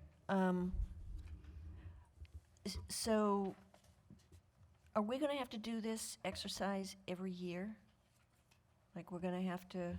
The intent is this would be an ongoing process, and it's actually a best practice having a strategic plan, as you know, aligning with all of our, you know, continuous improvement plan. And the student investment account is simply the money to fund it. So really, while they're three big processes, we're aligning them into one. You'll see that later in our budget calendar that we're I bringing have no forward. problem. I'm talking about the grants. I'm talking about, you know. Do we have to apply every year for the Do we have to apply every year? I mean, are we going to have to, So you know, for- please, sir, may I, every year? We will go through a strategic planning process update on an annual basis. And so the one that's coming, the student investment account, is based on ADMW. And we'll have to continually show that there's some accountability to receiving that money. So yes, there is a process every year. Okay, I don't know whether I Average daily totally missed membership this, weighted but, ADMW. but I thought this was going to be, I thought this initial bucket of money was just going to be thrown into the state school fund. No, it's not. Okay, so apparently I missed that in the beginning. Okay. We're going to go Sorry. through a little bit more here. Okay. Okay. Do you want to walk through the other pieces, and maybe that'll Sure. answer some questions?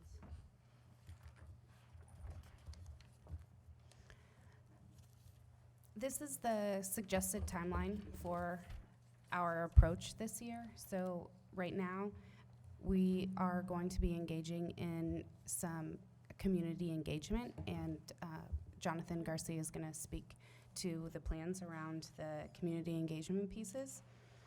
November 1st, our continuous improvement plan is due to the state. And then in March of 2020 is when our application for the Student Success Act grant is due in March 2020. So that will give us time to align with our continuous improvement plan, as well as it will be nice timing with the budget cycle as we're looking through that. And then, Sorry. Please. Do you know when we hear back from the state? I mean, they're going to have to sign off on it, right? When we Yes, hear and that? we'll have a calendar for you in a little bit here. And that goes into, has specific dates. The other thing that I'll say is that the actual plan that we're bringing forward has to be approved at the state level for this year. This first time it'll be for 3 years. The following time, because we're starting in the middle of a biennium, and the following time it'll be every 4 years. But this district will have a multi-year business plan reviewed on an annual basis so that we continue to evolve with our work. While it's not required by the state is 3 years the first round, 4 years from there on. Yes. and the dollars will be available July of the next budget year, July of 2020. So the other pieces of the investment is 20% will be going to creating and fully funding early intervention and early childhood special education programs, as well as working to expand relief nurseries, establishing an early learning equity fund, as well as adding preschool slots, including Preschool Promise, Oregon pre-kindergarten programs, and providing professional development for early childhood educators. And the last part, Can I just ask a please. question about this? So would our Head Start programs have an opportunity to receive some of that funding?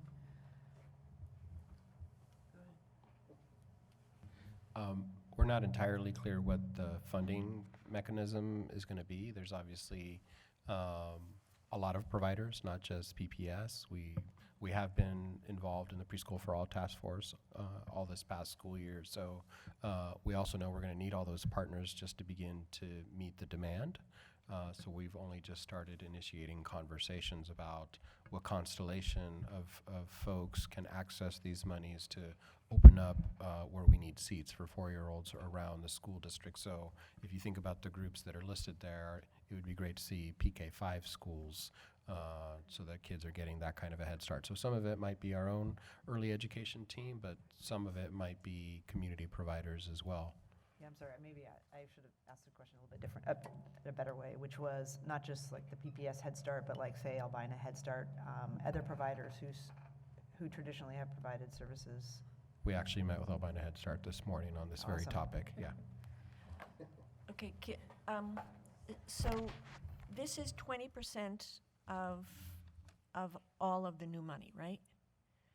Who gets this? Is this controlled by the state, or is this given to districts, or? So they are still writing the rules on this, okay? I'm not Okay. kidding. So it's, you've heard the designing the plane as you're flying it, right? And it's on You're fire, building it, yeah, right, okay. all those things. So literally, this got passed June 30th. Right. It has to be implemented, where we have to have things up and running we have all these things to get done, to have something to submit to the state in February. So truly, they are hiring in the hiring process at ODE for the people who are writing the rules for us to do this work. So there aren't a lot of answers. We're getting layers of answers.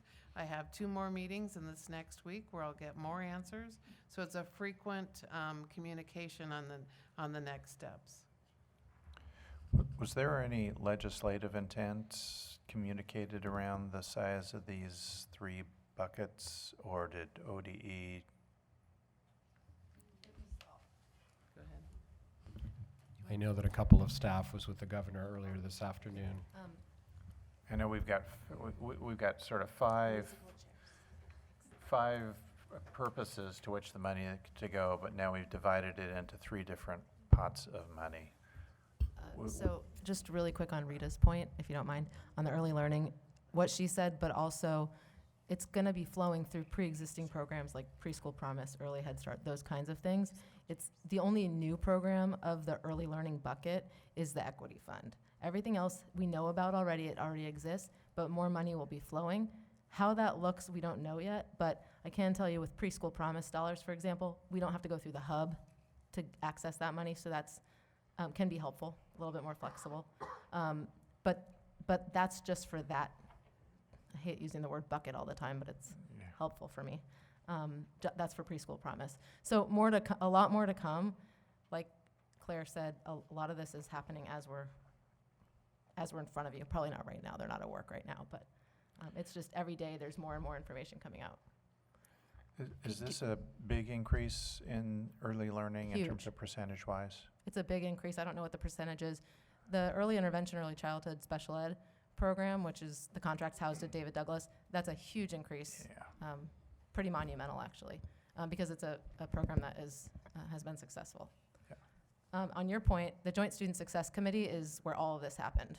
So all these percentages, it was not ODE saying, that sounds good. It was the committee members and a lot of folks around tables thinking about the best way to do it. So 50% of it is grants to districts for flexible ideas and around hitting those 5 priority areas. And then there's the 20% for early learning and the 30% for the statewide initiatives that we're going to get to. Thanks, that's helpful. Do we know yet what the Early Learning Equity Fund will be? Okay. But I think it's important. It's really responsive work. right. I think it's right. I think it's important to acknowledge that our communities of color or organizations that support our communities of color were very influential in making sure that there was early learning equity funds. And so, Latino Network, SEI, Albina, folks that under Commissioner Jessica Vega Peterson really led a lot of that conversation. So I think they are also in the conversations as we all collectively think about how to best use those funds to ensure that kids of color in particular are served at the early grades. No, but this is just huge. I mean, Okay. To use Courtney's term, the last final bucket is our statewide education initiatives. And so this remaining 30% of the fund will pay for, across the state, the high school success, expansion of nutrition programs, the youth engagement program, school safety, the African American and Black Student Success Plan, the American Indian and Alaskan Native Student Success Plan, Latinx Student Success Plan, professional learning for educators, ESD support for school districts, summer school for Title I schools, early indicator and intervention systems, high-cost disability fund, district support, and accountability and transparency are the funds that will be paid for from the last 30% of the overall budget. And just a little more information, the ones with a star, those are new programs that didn't exist before. For example, the African American Black Student Success Plan, the American Indian Native Student Success Plan were created but never funded. And then the Latinx Student Success Plan is new and will be funded. That plan won't have to wait for years to have some resources behind it. And then ESD support for school districts is technical assistance for districts, especially smaller rural districts. But there's a bucket of money for those folks to help the less. They don't have as many staff people. Sometimes in those districts, superintendent's doing all of it. So it will just offer them some support. And then the district support and accountability and transparency are also, those are new initiatives, but they're actually tied to the student investment account because it's the accountability structure behind the 50% bucket, if that makes sense. And one more note on the nutrition programs, because I think it's really important. It's not gonna get us to universal meals, but it's gonna get us a lot closer to feeding a lot more kids for free, where we take the paperwork out of it. It's still I don't know what that's gonna shake out for people, how many schools that will mean for PPS to be like CEP eligible, but it's gonna make a big difference. Now we just need the feds to not make any changes to the SNAP eligibility rules, which is another ongoing issue, but hopefully that will be solved. and I assume with this one, it's like the other ones, that the rules are still being made in terms of how this all flows out. Some of this might be competitive grants and some might be per pupil kind of allocation. These are grant and aid, mostly reimbursement programs. Okay, so it will be more evenly shared out. That's the expectation. Okay, thanks. Oh, Okay. and the earlier slide had this at up to 30%, and this says at least, so we've got at least 20, at least 30, and at least 50. That's at least 100. Yeah. I don't believe the 50 is at least. I think it is a straight. I think these ones, the other two, my understanding is the other two can maybe. Are a little, okay, okay, thanks. So in terms of total funding, this question came up earlier, of the sort of $1 billion a year, right? And originally there was sort of these $70 million sort of estimates for PBS. Theoretically, our $39 million from sort of the first bucket is going to be supplemented by our successful grant applications for the second and third buckets. And we could easily see that type of resources coming into the district. I'm hesitant to give any dollar amounts there Sure. after listening to all the conversations from the state. So the 39 million, I'm very confident in. The rest of it, it may not, some of it may not come to us and may go to another agency, right? So I don't want to, Fair. it may serve our kids, but Right. it may not come to PBS. No, that's a fair point. Are there any provisions in the law requiring any sort of geographical equitable distribution of the buckets 2 and 3? I'll have to go back and read the language. Everybody's been very focused on the student investment account. Yeah. And since we haven't seen a lot of language coming out on the other two yet, I don't know. But we'll find out. Okay, I'm confused because I thought that's what the question I was asking about this third bucket was, whether it was competitive or allotted, and you seem to indicate that it was. Competitive as in, we have to apply, we have to compete with other districts to get that money. I believe it is, well, I don't know what I believe. I I thought better, that I better double was check. what- Yeah, it's a matter I'm not of- an expert yet either, so let me get more information and let you know. So as, we're roughly, 8% of the state, so that first bucket, we're gonna get 8% of. That's correct. The preschool is, again, gonna go in all sorts of different directions. We may get pieces of that where appropriate, but it's, again, serving all our kids, no matter what the venue. That's great. And this third one, I thought I asked, is this 8% or is this not? And you sort of said yes. It's not going to look like that cut and dry. I think it will probably be reflective of the need, but I don't know. I can't say it's going to be 8%. So for instance, the first line, Measure 98, would be based on how many students we have in high school programs. So yes, that one would be that way. But then if you go to expansion of nutrition programs, I have a feeling that poverty will have an impact on that. And so it won't be just a straight percentage. So each line there is going to be done differently. That's why we're very hesitant to give you numbers. Right, and even that, let me just finish this. How about one more question and then we. Yeah, sorry. So even that, though, is a sense of proportionality as opposed to a competitive system where we might be shut out or David Douglas might be shut out because of the quality of their grant in terms of the process. That was my question, but I know there might not be an answer now, so I think I'll there's move no on. answer to that right Okay. now. You answered your own question.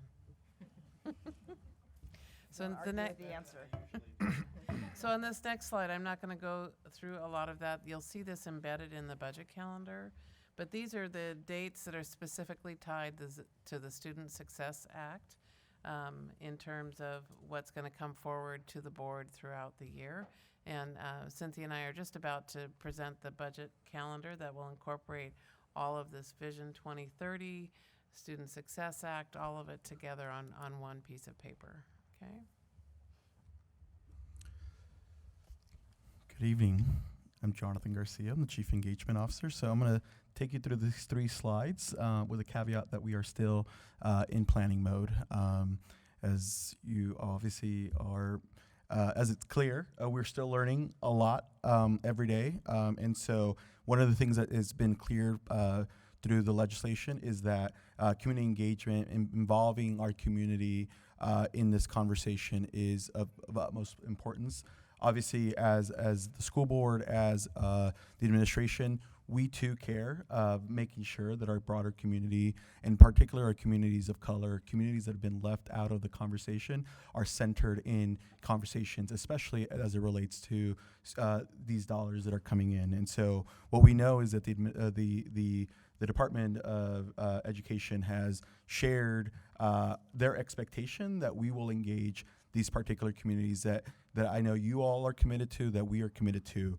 So folks and communities of color, students with disability, emerging bilinguals, et cetera, et cetera. So as we think about, as we began to think about how we're gonna do that, we're gonna center those experiences. If you recall, for those that were on the board prior to this previous election, when we did the community engagement process for our visioning, we were very intentional about making sure that voices from the margins, communities of color, that we went to where they were. And so whether that looked like big tent meetings or smaller intentional targeted groups, we're going to, in a quick and accelerated way, adapt some of those processes and those ideas.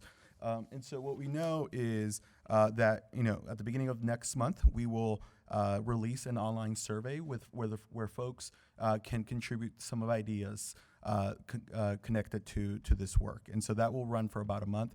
We will work with our Office of Communications to ensure that we amplify that on our social media platforms, that we ensure that all of our school communities have access to the survey in all of our supported languages, to make sure that we get as much voices online as possible, because we realize that our communities may have different schedules that may not support them coming physically. So we want to make sure that we have an opportunity to engage folks in through different ways and different means. So again, we'll release that community survey October 1st, and that will run through the 31st.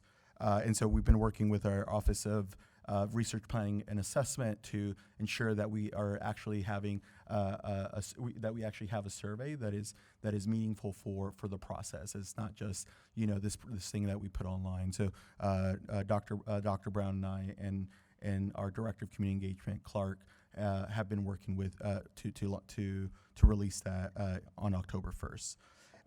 The state has also asked us to engage around these five priority areas.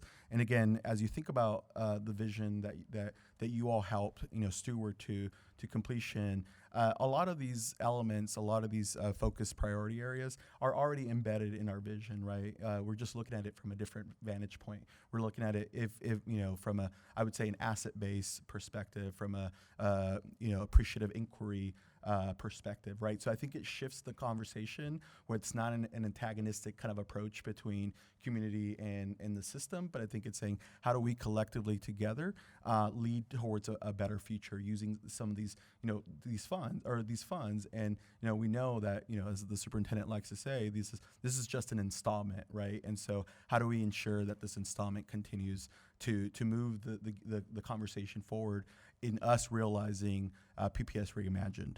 And so as we began to think about what this engagement process will look like, I think some of the things that we wanted to make sure this engagement process fosters is ensuring that, that people generally understand. As we all know, we're just still trying to figure out the different components of the Student Success Act. And so every day we're getting more clarity from the state. Every day we're getting clarity from within. And so how do we make sure that we share that out broadly with our community in an easy access way? We also want to make sure that we begin to have that conversation about and crosswalking both the PPS Reimagined to the components of the Student Success Act, to make sure that where we can invest in PPS Reimagined, we can do that. And because as you all know, the PPS Reimagined, our vision, our North Star, comes from a broad community engagement process that garnered over 16,000 data points, right? And so I think that's important and not to miss on that, because we were really intentional about making sure that voices, all voices in our community, and in particular voices from the margins in our communities, that we targeted those voices as a priority. And you know, again, and I think as we think about our engagement process, we want to make sure that these dollars, these limited dollars that we're getting, are helping us realize the PPS Reimagine. And so working with our community to prioritize some of those strategies in our student investment. And so here what you have is some initial dates for you to, for the community to know about. As you all know, we had a big walkout late last week, and but we've been in communication in our limited time that we were able to. We communicated with some of our large partners that can attract a lot of voices, a lot of communities, and so we are in conversation. Obviously, one of the areas of importance is to ensure that our staff, our frontline communities, our folks that are in the classroom and in our schools have an opportunity to share their ideas with us. We also will have again, these are big tent community meetings that we imagine will look very similar to some of the experiences that you've had, whether it's the World Cafe or some of the ways in which we engaged in our visioning process. Again, we are still designing what this looks like, but what we can tell you is that these partners are in it with us, right? And they want to make sure that these voices, the voices of communities of color, of African American and Latino, Native American, et cetera, that they're centered in the conversation. Because again, this is not only the state's requirement, but this is really our ethos as an organization, right? We're leading with racial equity and social justice. So, as an example, the Coalition of Communities of Color, they work with 19 community-based organizations in our area. And so, how do we make sure that those folks are galvanizing the communities that they serve, right? Because they're embedded in our schools. They're working with our families probably more than, a lot, definitely a lot of us, because we're up in the 50,000 foot level, and making sure that those folks are bringing those communities as well. This doesn't exclude, I just want to make sure that it's clear that because we're partnering with the Coalition of Communities of Color, it doesn't exclude other folks from coming, right? Inviting other communities that may not be part of Latino Network, and may not be part of SEI, et cetera, but this is, partnering with our broader community to make sure that those voices are centered. The last thing I'll say is, again, we're going to be doing some targeted approaches, because again, the state requires us to look at, and for us, we are prioritizing communities that have been historically left out of the conversation. And so we've begun to talk to the migrant ed community and some of our staff, and said, how do we come to you to create a focus group, to hear from you intentionally? The same thing, we'll be reaching out to our SPED community, our SPIAC community. We've reached out to our ELL community and Head Start.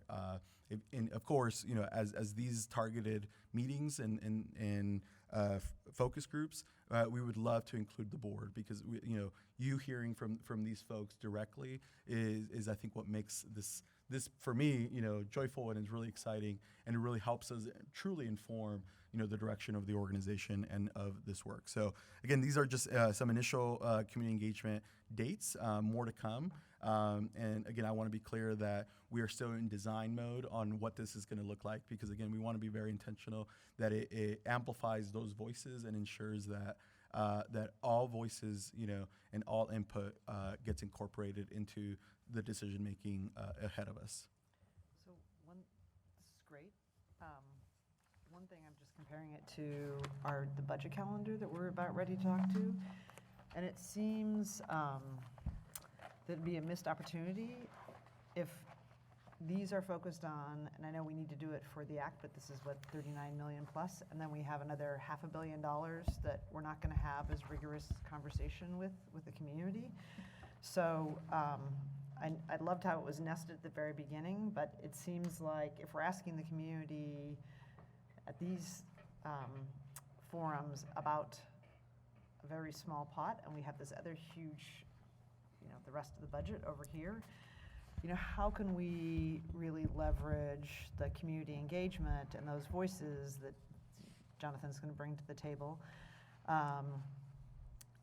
to the bigger budget discussion, and have an overlay, instead of having all the focus just on sort of the quote new money. So I just think, it seems like a great opportunity and To the flesh conversations them are out happening. together. There are also additional community meetings that are after.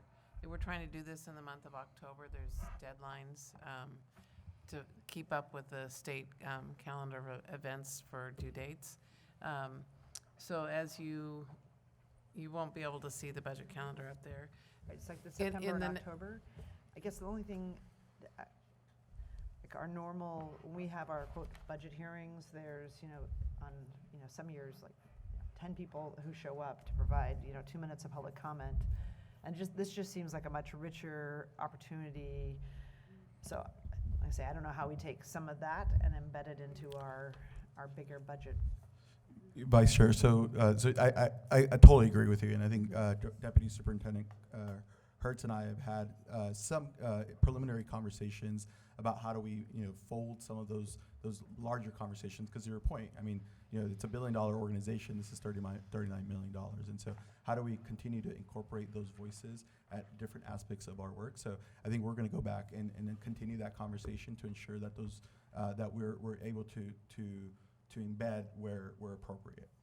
So if you look in the budget calendar, which will be our next agenda item, you'll see an October 29th meeting where we'll bring a draft forward of a strategic plan / SIP. It's really the same thing.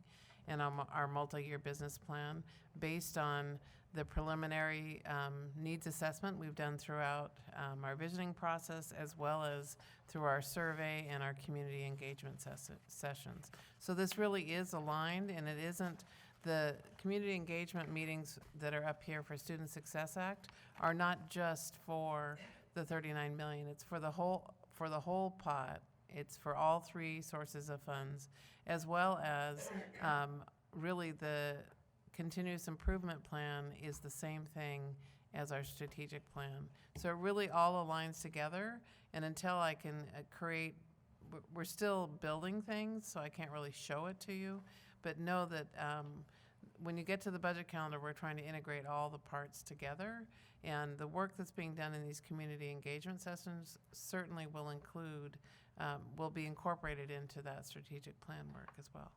All I can say is if you ask a parent, would you rather come talk about the strategic plan, CIP, and the multi-year business plan, or would you rather come talk about advancing academic outcomes for diverse communities, expanding mental health and behavioral outcomes, providing equitable access? I can guarantee you'll get a totally different group of parents and a lot more community energy. So as we think about how we, so I know this is the calendar, but how we build them, about what we want people to talk about. Now Andrew would probably make them talk about the CIP once you get them there. Yeah. No, absolutely, and I think that's why for us as an initial step was to partner with some of those folks that are on the ground, that can help us really interpret what we, sometimes we get lost in our own verbiage and our own kind of things, and so how do we make sure that the folks on the ground can help us elevate those voices and bring those voices forward to us? So totally in agreement. This list is exciting. Yeah. This. Right. But I also think that's why it's critical for us board members to be at the events that are around this community engagement, because part of our role on the board is to receive the information and the energy of the community, and then be boring like Director Scott, and translate that into what is the CBIP. This is also exciting. And so I think to your point, Director Lori, as we're designing this, we're going to be working with our partners that we listed on that page, but we will also be reaching out to all of you because all of you are engagement professionals yourself, whether in one way or the other as directors, and so I want to make sure that your voices help shape the process, because again, ultimately you as the directors will have a big say in how this all ends up being sent to the state. Can I just ask for a little clarification? Sure. So when I see something about a needs assessment, I mean, I think needs assessment. It's like all of it. And then you figure out where you're going to get the resources to respond to the needs. So, I mean, am I misunderstanding? Is this going to be a needs assessment for the SSA money, as little as it is? Or is this going to be a needs assessment where we talk to people about? Sure. I think we want to. I think we want to be. Again, I think this is where we're still shaping what is going to look like. I mean, I think we want to marry the incredible work that we've done over the last year, right? 16,000 data points. If you remember, the first thing that we looked at was, Horizon 1. What are the things that are not working? What is our needs assessment, right? And so how do we make sure that we're incorporating all that data points? Because we were very intentional, right? Over 40 meetings with students, with parents, right? In small groups, big groups. And so how do we take that data as a starting point and elevate that conversation to the next level, right? And again, unlike other districts in the state, we've already done a lot of that work. And so again, what we're all contending with is how do we bring that to the conversation and then take it to the next level, right? And so I think we're still trying to figure out what that looks like, but ultimately I think the state is asking us to look at a needs assessment from the perspective of the Student Success Act. And I just want, sorry. That's okay. I'll listen to you first. Well, I just want to sort of make note of the fact that we're going to need a little grace here because this is very fast. I agree. And, this state isn't helping by not being clear about what we're even talking about. So it's probably going to be a little raggedy. And we're gonna need community and stakeholders to understand that we're. This is. I'm gonna have to keep it clean. This is going to be an all hands on deck. Really, I can't think of any way to put it that isn't unclean. This is going to be a really intense effort. And it's not going to be perfect, but I think we're going to try as hard as we can to get a really representative engagement. I just think we need to put that out there. On Friday, Scott Nine, the new assistant superintendent at ODE, who's running the implementation process for Student Success Act, said, "New is hard." And I thought that was, it's not profound, but it's a good reminder. This is brand new. All of these systems, most of these things are new, and it's not going to be an easy rollout. But this is the first part, and then it will get easier as things keep going. And hopefully, we'll always have this stream. So the first little bumpy part is the hard part. And I think we are at a huge advantage compared to the rest of the state, precisely because we went through the whole visioning thing. Right. So we got a big leg up here, and it's still going to be hard. Definitely, and I think we do have a leg up, and I think we also have a leg up that we have some incredible community partners that are ready to, on Friday, the moment I gave, some of our folks a call, without hesitation, they said yes, right? They want to be involved, they want to be invested in this work. So I think we need to leverage that, right? We need to leverage the fact that our community is ready to take this conversation as an organization and as a community, right? Because we all, again, the title of the bill is the student success, right? We all want what's best for our kids. So excited. One last thing, I just do these types of meetings for a living, and I hope that we'll be able to be really clear with the public in terms of how they can add value to the process, because it's one more meeting. If we can communicate how their input will help inform the finished product, I think that'd be really helpful. And also, I look forward to partnering with you on this. I think it is fantastic. Definitely, and I'm excited that we do have Shanice Clark, our new director of community engagement, who comes from a grassroots organizing background. She's somewhere back there. She's back there. And to your point, that as grassroots organizers, right? We understand the value. That when we bring community together, we should have what is that value add that they're going to bring to the table. If not, don't come. Right? We're not doing public relations anymore. We're really doing authentic engagement. Yes.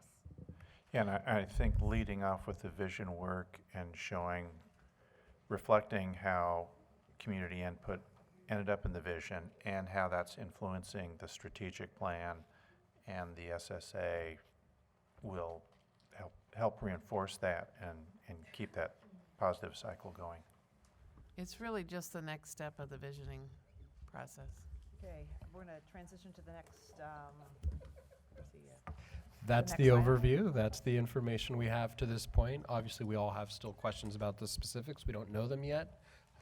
Hopefully, what you're hearing is that there will be opportunities for the community to weigh in. Some of those are listed, some will still to come, but we don't want to discourage anybody feeling like they can't lend their ideas because they care deeply about our public schools. And so whether it fits in this exercise for Student Success Act or it informs the bigger conversation, to Director Scott's point, around how we leverage other resources, it's all helpful. So thank you for your participation in advance. Great, thank you. Before we move to the next agenda item, just want to note that our quarterly financial report, which traditionally we had presented at, don't worry, I'm not going to ask you to present it, that we traditionally had presented at board meetings, we've made a decision that those are sent out to the board members to review. They're posted online, so if community members want to see our fourth quarter quarterly financial report, it's posted online. And with that, I'd like to ask Superintendent to introduce the next item, which relates to our budget calendar. Deputy Hertz is on overtime, but we're bringing up a fresh set of eyes here. CFO Claire Lee. Cynthia Lay. What did I say? Cynthia Lay. Thank you. Good evening, Board of Directors, Superintendent. I am here to present to you the 2020-21 budget calendar that we normally bring to you. However, this year we added the Vision 2030, the Student Success Act, and the multi-year business plan into the budget calendar. So the meaningful conversations earlier that you all had really leading us into this calendar. This is where we developed a calendar that would incorporate the community engagement as well as a new addition to the calendar for next year. We are bringing the CBRC community members to the work sessions so that, and also to the community engagements, so they can be on the same page with the board for their decision making as well as for their support in the proposed budget that we'll be presenting in the spring of 2020. I am happy to answer any questions you have concerning this calendar. Are there any questions by board members? No. Go ahead, Dr. Moore. Yes. So, at the end of last year's process, we kicked around the idea of doing a more values-based board/community process earlier, so that when the specific budget came out, we were more checking for alignment rather than trying to do any budget micromanaging. And I don't see that reflected here. I mean, it's, the SSA is certainly a piece of that, but certainly. it kind of goes back to the point that was brought up previously about trying to integrate Right. an overall budget input process, again, early in the cycle. Certainly, Director Bailey and Board of Directors and Superintendent, I appreciate the question, because if you look at the calendar, you're going to see that the month of September through October, there will be community engagements, and the CBRC members are scheduled to participate in those meetings, as well as if you see on, for example, the November 18th, as well as October 29th, where I indicate the work session with CBRC, that's where you're going to see the members of the CBRC is going to show up, and they're going to learn and go through the process at the same time with the board. There are a series of meetings that they will be in work sessions with the board. Another one is on the next page that you will see on February 25th. And April 21st is when they are going to come and to listen to the superintendent deliver the budget message for 2020-21. So I think part of your question was at the beginning of the year, So if you see the multi-year business plan woven in, this is the component that is what you're looking for in terms of how we're building a plan for multiple years, looking at what do we need for curriculum adoption, what do we need for professional development of our staff, what do we need for multiple tiers of support for our students, so that it's getting to our very specific strategies of how we're going to improve student achievement. And this will, this gets tied into the Student Success Act, helping to fund that. It's also built on our visioning coming prior. So it is that strategic plan and multi-year business plan are that components that we had talked about last spring. So the business plan is the overall organization. Yes, and then operational plan, as opposed to the bond is something different, but everything outside of the bond work, basically. So the multi-year business plan will be more, it won't go into every individual budget line, but we'll get into major themes and categories of what we're needing to do strategically in order to increase student achievement. Ties right into the Student Success Act. It's really the same work. It's not any different than that. Does it also include operational? There will be items? some operational components. There'll be some things such as when you rebuild schools in a bond, you also have a need to fund the systems that you've added to those new schools. We have not been adding funds to support those. So for instance, operation of that will be, that's a line item that you can expect will be coming forward in that business plan. That will make a lot of us happy. Great. On November 18th is when the board is going to have an opportunity to review the 2020-23 the strategic plan for the multi-year business plan. So The 18th is a Monday, so is that, that board meeting is moved to Monday then, that week? I don't believe it's moved. The problem is that's a Thanksgiving holiday month, and it's very difficult. So I believe that's going to be a back-to-back, if I'm not mistaken. Right. So, okay. Yeah. So just to clarify that we will have two board meetings that week, one on the 18th and one on the 19th. That was in order to meet the timeline. We had to meet the state timeline as well for the Student Success Act. Okay, any other questions? I'm just going to echo Director Bailey's comment. I think last year we spent a huge amount of time on a very small amount of money at the very end because we didn't have that value-based conversation at the very front end. So we're all trying to cram it into that small amount of increment of money at the end. So I just want to echo that we make sure and try to build that in at the front end so we don't at the back end have that conversation. thank you. Yes, thank you very much. Can I just ask one small question? On October 15th, it says TSCC hearing for local option levy. Yes. Can you explain what that is? Definitely. This is by statute that when a district goes out for a local option levy, we have to have this hearing with TSCC. However, the attendance of the board members are not required. What is required is the districts, whoever has the most knowledge on this particular work, and this will be Deputy Claire Hertz, as well as Executive Chief of Staff Stephanie Beck. I think that's her name now. Yes. Okay. You can't keep me away from a TSCC hearing. I just Oh, want I to hear know you. for the record. Yes. You can try. Thank you very much for the presentation. Yes. Thank you very much. All right. At this point in time, it's for board and conference reports. Earlier this summer, the entire board and the superintendent participated in a professional development opportunity with the Council of Great City Schools.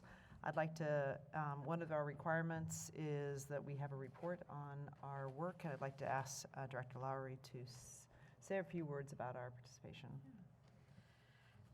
So I'm going to share a few of my thoughts about the board's participation in the Accelerated Board Capacity Summer Institute, which is a Harvard Business School executive education program. First of all, we were very fortunate to obtain spots in this first ever training institute. There were 100 board members and superintendents from 18 districts around the country, and our entire board, along with our superintendent, were all able to participate. Before we arrived in Boston, or Cambridge, we spent about 20 hours reading the case studies that ranged from things such as how a school district selected a new superintendent to a corporate board's response to a data breach, and a review of data and narrative, which led to a decision-making exercise. So fortunately, the Red Sox had won the day before. So the folks from Boston, along with Director Moore, were quite happy Sunday as we entered the classroom space. We were assigned seats in the tiered classroom, and this meant that the professors had full view of us and that we could be called upon at any time. We spent the next 4 days in class discussing case studies as a large group, in small groups discussing the homework over breakfast, and doing deep dives on the application of our learnings in the afternoons with our groups. These groups included a superintendent and board members from different districts. At lunch and dinner, we were again in different groups based on our interests and issues we wanted to learn about, including things such as budgeting, superintendent evaluations, community engagement, committee structure, and more. Our time together as a whole board was fairly limited, but we did get a chance to do some team building over a meal as we talked about things like our preferred working styles and our communication preferences. The time at Harvard was rich with learning, and the shared knowledge and concepts have already helped us in our work of goal setting, with a focus on student achievement. We have some clarity on best practices and have been reminded that we are not alone in the difficult work of governance of a large urban school district. The days were very full, and some time for reflection would have been a nice addition to the program. My hope is that at some point in the future, we will have a chance to do even more application work at a board retreat, discussing the particular learnings, such as Question Zero, theory of change, and our own decision-making processes that we discovered, and how these apply when we work together. Overall, this time together at the Board Capacity Institute was incredibly worthwhile for the practical knowledge we gained, the relationships with school board leaders across the country, and our own development as a team. I want to thank the leaders of the Great City Schools for creating this program, and for our leadership here in the district for arranging our participation in this wonderful opportunity. My mom is now thrilled that she can tell people her daughter went to Harvard. Thank you, Director Lau. Is there anybody else who'd like to offer any comments about the experience? Director Bailey? It was the last Red Sox win of this season, I think. Not quite, but they did lose the next 10 games, and they're now only 20 and a half games back. So I think the World Series is a definite possibility.